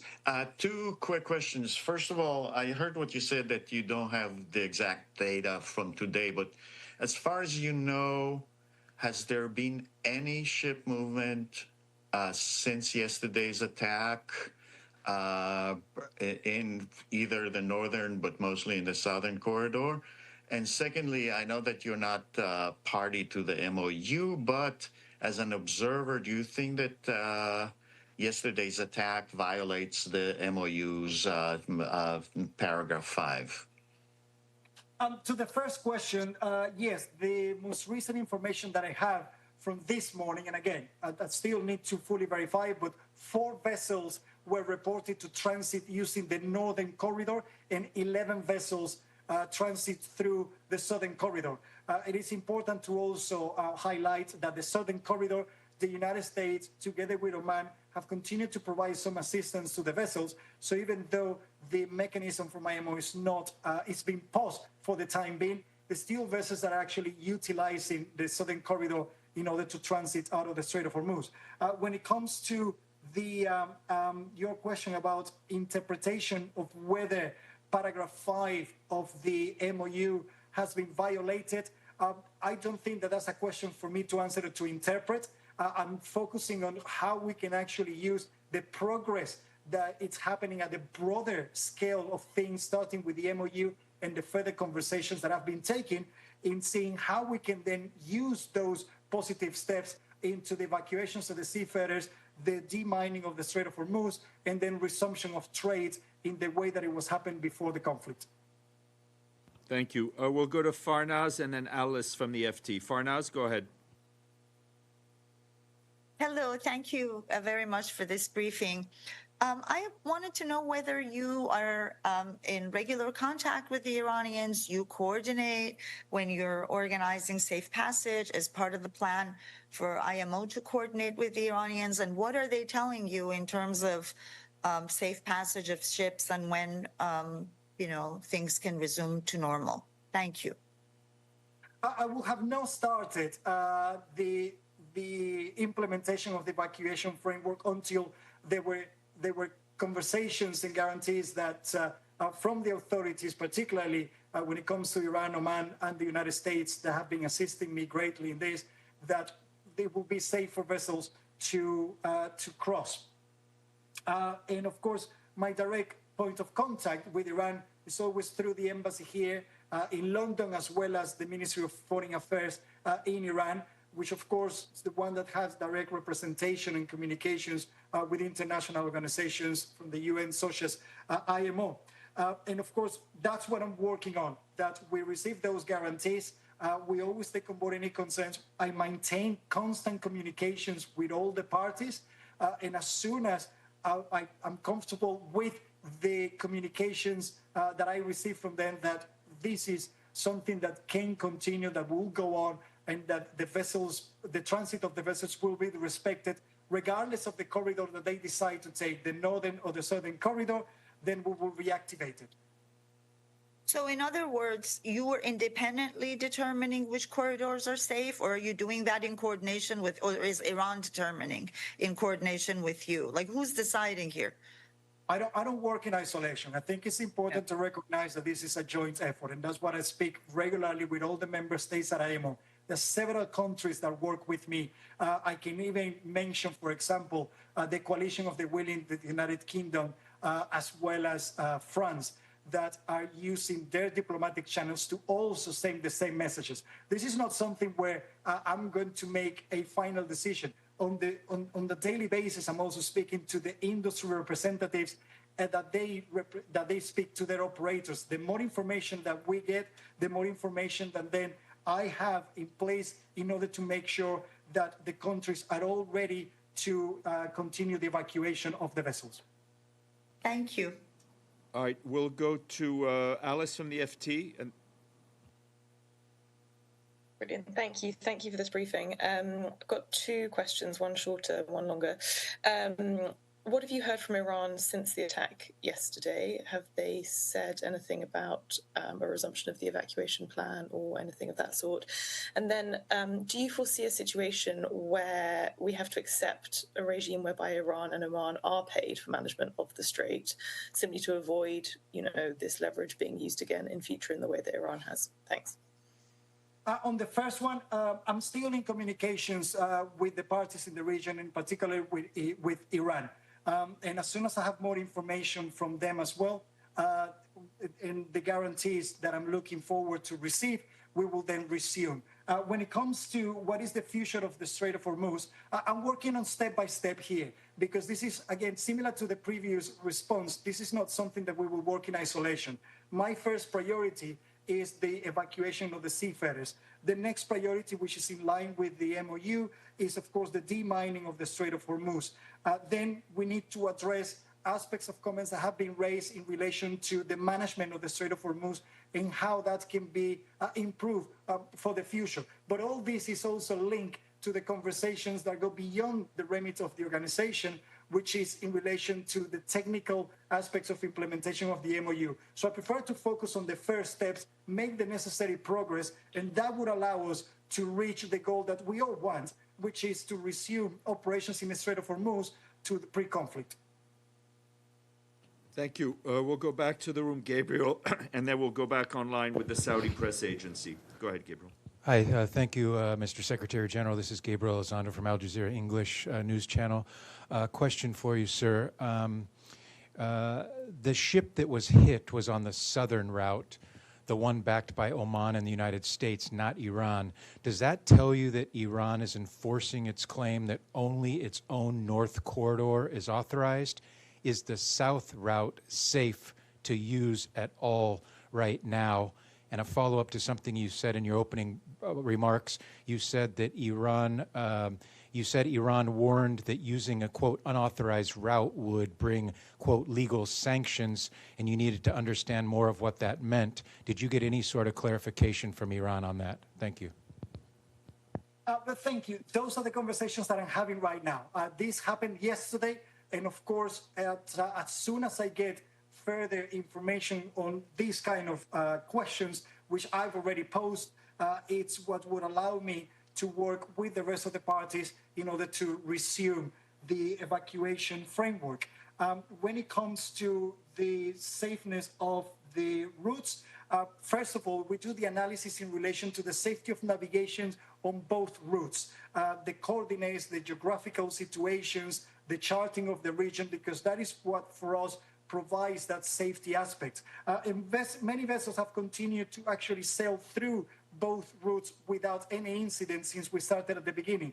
That's why I'm looking to receive further information of the reasonings for this attack and exactly what was the nature of it in order to come to a more informed conclusion. I wouldn't want to speculate right now. Thank you. We'll go to Saudi press agency and then Isabel from Libération. Go ahead, Abdullah.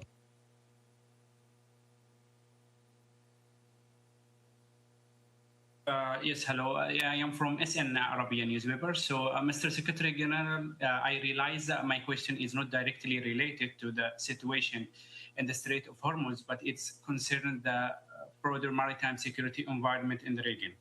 In addition of the security risk in the Strait of Hormuz, the Red Sea and Gulf of Aden, we have recently seen the hacking of vessels of the Yemeni coast, and it is differential to the Somalia. Does the IMO see this an indication of increasing maritime security threats in the region? And what the additional support can the organization provide to the coastal states, including the Yemeni Ministry of the Transport, to strengthen the maritime safety and protect the seafarers? Thank you. Piracy, it's something that is not new to IMO. And in fact, in the early 2010s, when piracy off the coast of Somalia and the Gulf of Aden was at its height, the organization worked very closely with the shipping industry, and we developed best management practices that introduce operational mechanisms as well as assistance that the vessels can have on board, including privately armed security personnel, in order to repel these kind of attacks. Similarly, there are several countries as well as operations like Atalanta from the European Union that have deployed and maintain safety and maintain naval assets in order to provide assistance to the vessels.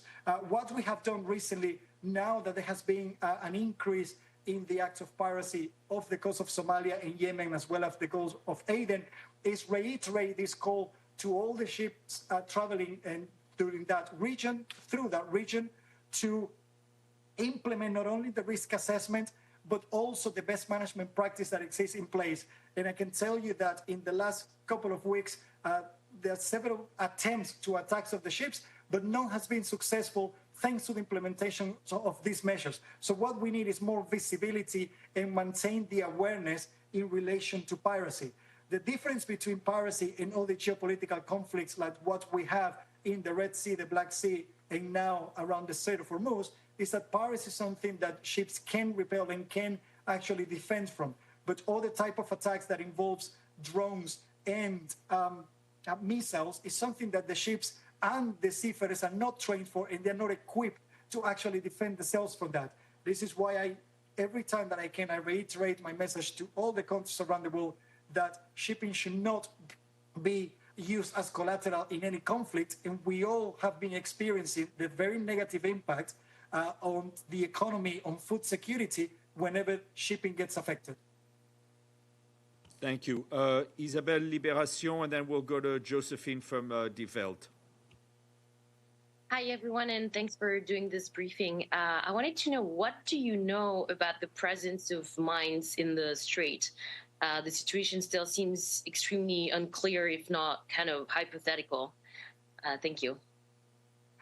Thank you. The information that I have received is that within the traffic separation scheme that exists and it was established by IMO back in 1968, is where there's a presence of mines that it could be around the numbers of 80, but I cannot give you a precise information on the numbers because that is one of the actions that has been taken right now following the assignment of the agreement where Iran agreed to demine the area, and of course other countries like the UK and France and the United States are ready to provide assets to do a verification and any further demining that is required. As soon as we have that area clean is where we're planning to then, of course, resume the operations on the Strait of Hormuz using the traffic separation scheme. Thank you. We'll go to Die Welt and then Jack from Bloomberg. Hello, everyone. Thank you for doing this briefing. I've recently spoken to commercial ship captains who described the psychological pressure on crews during the crisis as unlike anything they had experienced before. Is the MIU hearing similar concerns, and do you expect seafarers' well-being to remain a major issue even after the immediate crisis? Absolutely. It is very detrimental and unacceptable what seafarers have been put through. If we look at since 2020, seafarers have actually been at the receiving end from the COVID pandemic, not being able to even receive assistance or to disembark the vessels, some of them for nearly 2 years. Then they got affected during the conflict in the Black Sea. Then the Houthis attacks on ships in the Red Sea, and now the situation in the Strait of Hormuz. At IMO, in relation to training and watchkeeping and certification of seafarers, one of the key areas that we're working on is to enhance the training, management, mental health, and well-being of the seafarers, including in all these situations. We work very closely with the International Labour Organization that through the Maritime Labour Conventions have adopted amendments to make the seafarers, to designate the seafarers as key workers in order for them to have additional protection and recognition around the world. Our focus will remain and maintain on the seafarers, but I need further support from everyone else to highlight not only their importance, but the fact that they've been negatively affected. And the more that we actually put seafarers at risk, the more difficult that it's going to be to attract the younger generation to this incredible career. Thank you, Jack. And then we'll go to Rebecca from Wall Street Journal. Jack, go ahead. Hi there. Good afternoon, Secretary General. It's Jack Whittles from Bloomberg News. Two quick questions for you. What is the IMO's understanding of why the Ever Lovely was attacked? And what will it take to get the IMO's plan for evacuating the seafarers and vessels going again? And when might that happen? Thank you. On the understanding, I'm still, it's very early days. That was happened yesterday, and we're still going through information on the investigations of what exactly happened, the reasons and motivation for this attack, and any consequences. For me, the most important part that was no seafarer was affected or injured during this incident. In relation to what it will take for us to resume, that's precisely the conversations right now in getting those guarantees, particularly for the countries in the region, that vessels will not be attacked and that we can resume the operation, particularly the evacuation of seafarers through the Strait of Hormuz. Thank you. We'll go to Rebecca from Wall Street Journal and then CBS. Thank you for the briefing. So in the original message sent from the Omani Navy, it said that the vessels will be grouped will be put into groups and contacted. So could you share any information on how these groups are determined, and if vessels are not contacted, can they contact the IMO or Omani Navy? Thank you. We provided information to these kind of questions as well on our website, just for everyone to know that you probably could have additional information there. We've been working since the establishment, since the decision of the IMO Council on how we will implement this corridor.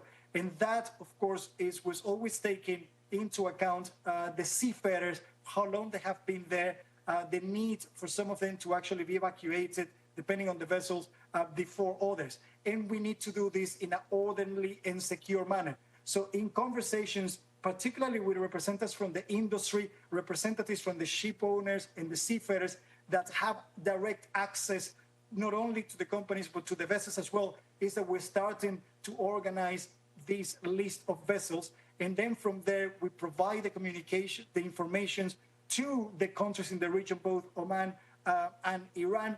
Then we utilize, for example, UKMTO, which is the coordination center. And then from there, they can start asking the vessels to start moving in an orderly manner to the holding area. And then from there, they contact Oman, and then they go through the transit. It's a normal process of operation that existed in the past before going through the Strait of Hormuz. We're just working right now in an orderly approach, and this is what we are contacting the vessels. In those informations, we've been asking the vessels not to contact us, that we will be contacting the vessels as soon as it's their turn. Thank you. We'll go to Joanne at CBS and then Joshua from Lloyd's. Go ahead, Joanne. Thank you, Secretary General, for doing this. The IRGC have suggested that they weren't informed or they didn't agree to the Southern Oman route. But the day you made the announcement in Oman suggests that people should contact Iran, and it makes it look like Iran was in fact a party to this. So can you just clarify whether or not Iran, whether it was the government or the IRGC, signed off on the Southern Corridor before this announcement? I maintain conversations with the government of Iran as well as with the government of Oman. And actually, one thing that I can reiterate was that on Monday this week, there was a meeting, a high level, between the ministers of foreign affairs from both Iran and Oman. These topics were discussed, and this is the reason why on Tuesday we actually move forward in relation to the launch of the mechanism. Right now at present, again, carrying out investigations of what happened yesterday is when I'm still engaging with Iran in relation to the position that was taken at foreign affairs level and then the actions that were taken by the IRGC. Thank you. Joshua from Lloyd's and then Weng Cheng from Xinhua. Hi, Secretary General Josh from Lloyd's List here. Given that Iran, Oman and the US were consulted on the plan beforehand, even if you do get the guarantees you're looking for, why should ship owners trust that the agreement will hold in the future when a vessel was attacked just days after the evacuation plan was announced? I don't want to be subjective. I need to work on the trust and the continued exchange of information and negotiations that are being carried out. We all understand the difficulties that exist. We're not going to put the seafarers at risk. And I'm hoping that this is an isolated incident and we can then, again, reiterate those guarantees of the safety and the need for the flow of transit to continue in line with the MOU that was signed. So that's what I'm basing all these negotiations from our side in relation to the evacuation. And of course, maintain any engagement. And if at some point there is any concerns, I prefer to have those conversations in advance and address them as soon as possible.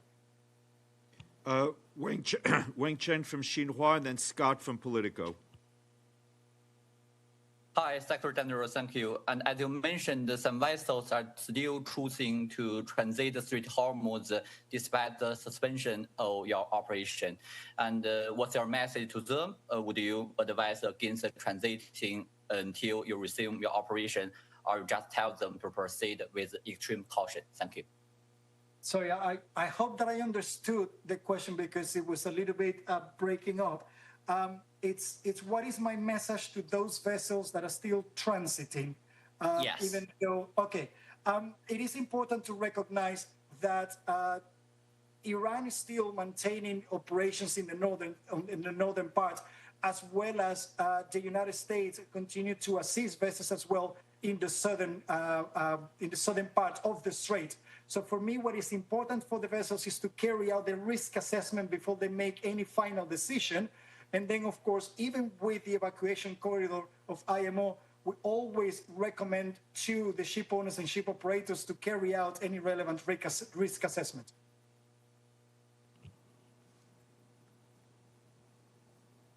Thank you. We'll go to Scott at Politico and then John at Reuters. Thanks for taking my question. This is largely an evacuation plan, from my understanding. How long, how long do you think it'll estimate? What's your estimate for how long it'll take for all these trapped ships to clear the strait once this pause is lifted? And then also, is there a simultaneous plan to bring back empty ships into the strait, or is that something that's going to happen after the full evacuation has taken place? When it comes to the time frame, of course, we have to do this progressively. So it will take a few weeks before we can evacuate the still just over 500 vessels that needs to be evacuated. The quicker that we can resume the operations, of course, the quicker that we can start increasing the numbers until we get that evacuation completed. But I'm focusing right now on step one. Any further negotiations in relation to the inbound traffic, at least utilizing the southern route, it's something that needs to be further discussed with the countries in the region. Iran, for example, in their communications, they are offering two-way approach and transit in the Strait of Hormuz.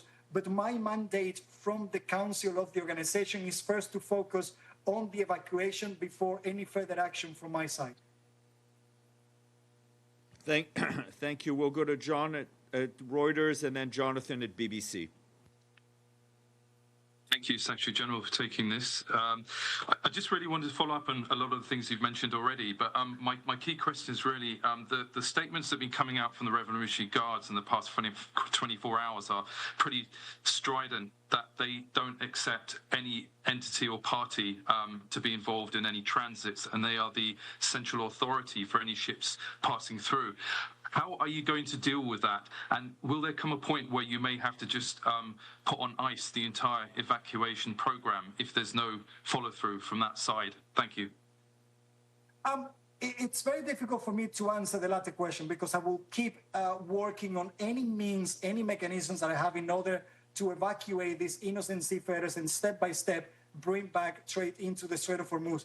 I know that not all the decisions are only within the organization, and that's that I follow closely how the implementation of the MOU or the further expansion of the conversations in the MOU would actually play its part. My main point of contact in Iran, of course, is the Maritime Authority and the Ministry of Foreign Affairs. And this is where I'm working as well with and through them to get any further clarifications. I'm open for conversations with all the different parties in this, but I need to actually maintain the positive approach that progress is being made in the whole conflict, and at least vessels are also safely sailing through, and that's what I want to work on. Keep getting those guarantees, speaking to whoever I need to speak and reaching out through other countries as well. This is not just me. Let me clarify something. This is not just me speaking to everyone. This is a combined effort, and there's several countries that are also using their diplomacy in order to actually bring into account or to bring back not only the evacuation, but the next steps that we have to take in the Strait of Hormuz. Thank you. We'll go to Jonathan at BBC and then Nick at PBS.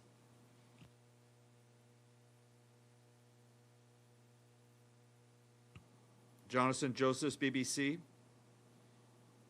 All right, Nick, you're up. Nick at PBS, and then we'll go to Stuart at Channel News Asia.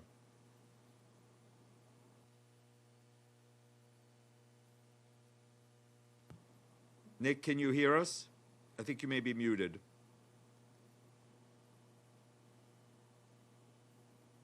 No, we can't hear you. I'll come back to you. How about now? Can you hear me now? Yeah, go ahead. Go ahead, Nick. Sorry about that. Thanks, Steph, and thanks, Mr. Secretary General. We haven't asked you about, there's a report of another strike today. I'm just wondering if you've heard that report, whether a ship has been struck just in the last couple hours. And I want to put a point on many of the questions that you've been asked, and just ask very directly.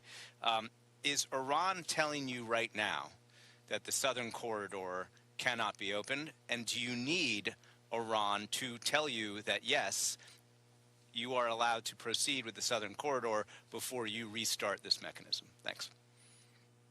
In relation to your first question, I have not received any confirmation right now of any or information of any incident which may have taken place today in the Strait of Hormuz. When it comes to your second question, I work on a cooperation approach here. And if I have to give you a longer answer, the Strait of Hormuz has territorial waters, or at least the jurisdiction falls on two countries, Iran and Oman. If I follow also the statement from both the Minister of Foreign Affairs from Oman and Iran on Monday, which is something that it is also in line with international law, both countries have a responsibilities to manage the strait. So this is not just one country claiming or calling for specific ownership in the strait. There may be statements that are issued out there.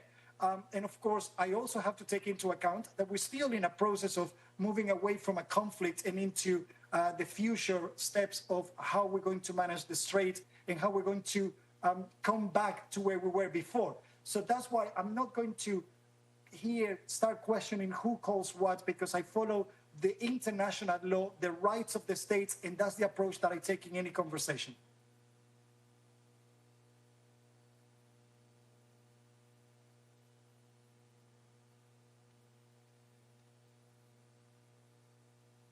Sorry, Stuart, Channel News Asia, and then Karen at the Washington Post. Go ahead, Stuart. Thank you, Secretary General. It's quite clear from the IMO FAQs about the evacuation framework that no vessel is meant to move at all until it's communicated with a host of parties. It seems the Ever Lovely did regardless. Can we just clarify here, did they make an attempt without any sense of trying to interact with the evacuation framework at all, or had there been some attempt at communication and then something went wrong?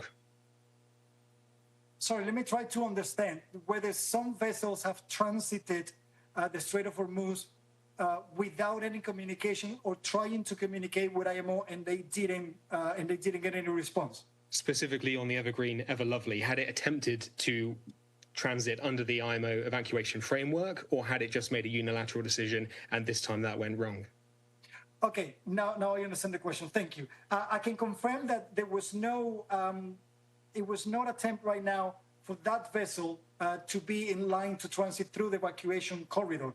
I cannot confirm right now whether they contacted, for example, the United States in order to transit the Strait of Hormuz using the southern corridor. That's part of the additional information that I still need to collect in relation to what happened on this very specific incident.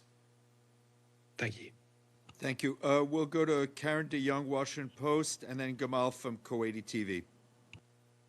Thank you. Thanks, Steph. Thank you, Secretary General. Just following up on Nick's question, you had said that I believe that 11 vessels had transited today on the southern corridor and 4 on the northern corridor. So that would indicate that that the program is working today, and I just wanted you to clarify that. And secondly, you've spoken about U.S. assistance in the southern corridor. Could you tell us what that assistance consists of? What are they doing? The United States, if I start, sorry, let me start with the first one. Again, I need at least normally 24 hours to verify the information of all the transits of the vessels. But the initial information that I have from this morning is that 4 vessels transited using the north part of the Strait of Hormuz, and around 11 vessels the southern part. In the information that we provided on our website as well, we made it clear that both Oman and the United States have provided information of transits through the southern part of the Strait of Hormuz, and this is where some vessels may be using a different contact, different approach to go through. One of the main reasons for the corridor, the evacuation corridor for IMO, is again working and enhancing the cooperations to make sure that there is a safe transit, that we don't have collisions and any additional incidents in the region. Thank you. We'll go to Gamal, Kuwait TV. Thank you for having the question. I have the question for Secretary General. This is very volatile situation. Any hostile activity affects the market. How we can restore the confidence of the market? Also, do you have any timetable to resume the evacuation plan about the coalition of the willing? Do you have any timetable when they will start to do mining the Strait of Hormuz? Thanks. The situation in the Strait of Hormuz, we all know, is very fluid, so I cannot give you a timetable. I wish that I will be in a position to actually do that and be quite specific, but it's not possible right now. I'm taking every step, every action step by step, always following not only the role and instructions that have been given, particularly by the membership of the organizations, but where is also the remit of IMO. And of course, what I'm looking for is to continue to build that sense of security, trust, and cooperation in the region and beyond the region for us to, at the appropriate time, whenever that is, to resume operations in the Strait of Hormuz the way that they were taking place before the conflict started. All right, thank you. And last question is from All About Shipping, and then we have to close it out and release the Secretary General. Thank you. Robin Russell. Hi, Robin Russell. Robin Russell, All About Shipping. Thank you very much for the briefing. Thank you very much for your efforts in handling all of this. I was interested in your mention of continuing support from the U.S. and Oman over the course of the last 24 hours. It had been less clear to me that there was that going on in parallel to the IMO's evacuation plan since that started earlier this week. How would you describe the support that's given in that way? It seems to me as if multilateral guarantees from all the parties involved is the safest option.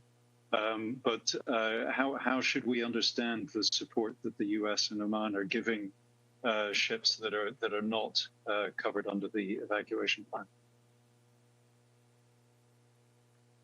If I understand correctly, and apologies for this, when we launched the evacuation plan, we made it very clear that this was following the decision of the IMO Council in order to focus on all those 11,000 innocent seafarers that have been trapped there.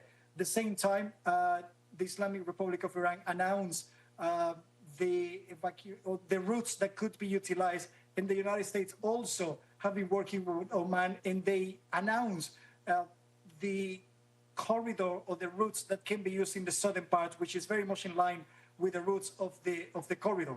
What I'm working on, again, is on the multilateralism to maintain the flow in a safe manner, to bring as much commonality as possible in order to provide that information to the industry and to the seafarers and ship owners, the vessels in the region, in order for them to select. It's not for the IMO to decide what is the final decision of the vessels, if it's the North Corridor or the South Corridor.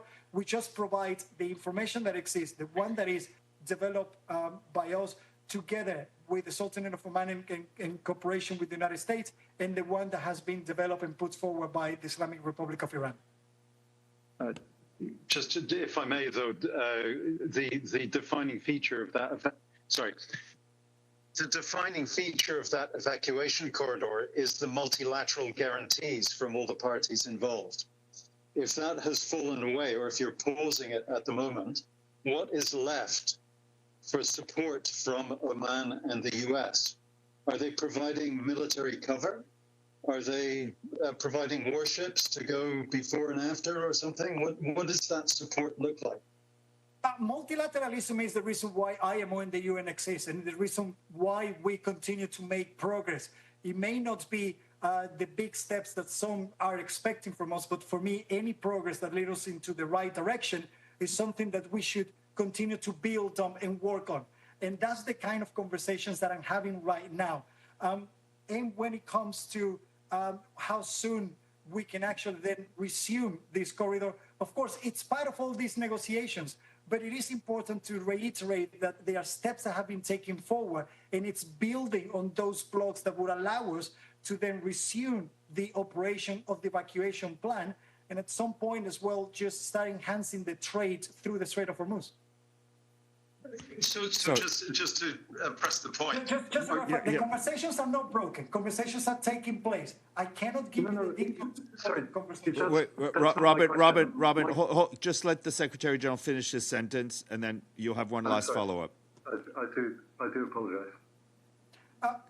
I do maintain the engagements with all the parties in the region. I need to maintain the dialogue in order to address any concerns, any measures that we probably put in place that enhance not only the security and safety, but that will lead us into additional steps that we may need to take in the future in order to increase the transit of the vessels in the region. But the multilateral cooperation is there, and is the reason why we were able to launch the evacuation framework. The decision of pausing it was because I always said that I will not risk any seafarers, and I still need to find out more information from the investigation as soon as possible of what happened yesterday in order to resume. Great. But Secretary General Dominguez, thank you very much. I know we've taken 45 minutes of your time. We had more questions than we can handle, but I think this format works, and we hope to welcome you back as soon as we can. Thank you so much. Thank you, and thank you as well for the media for their interest, and please keep helping me in highlighting the importance and the safety of the seafarers.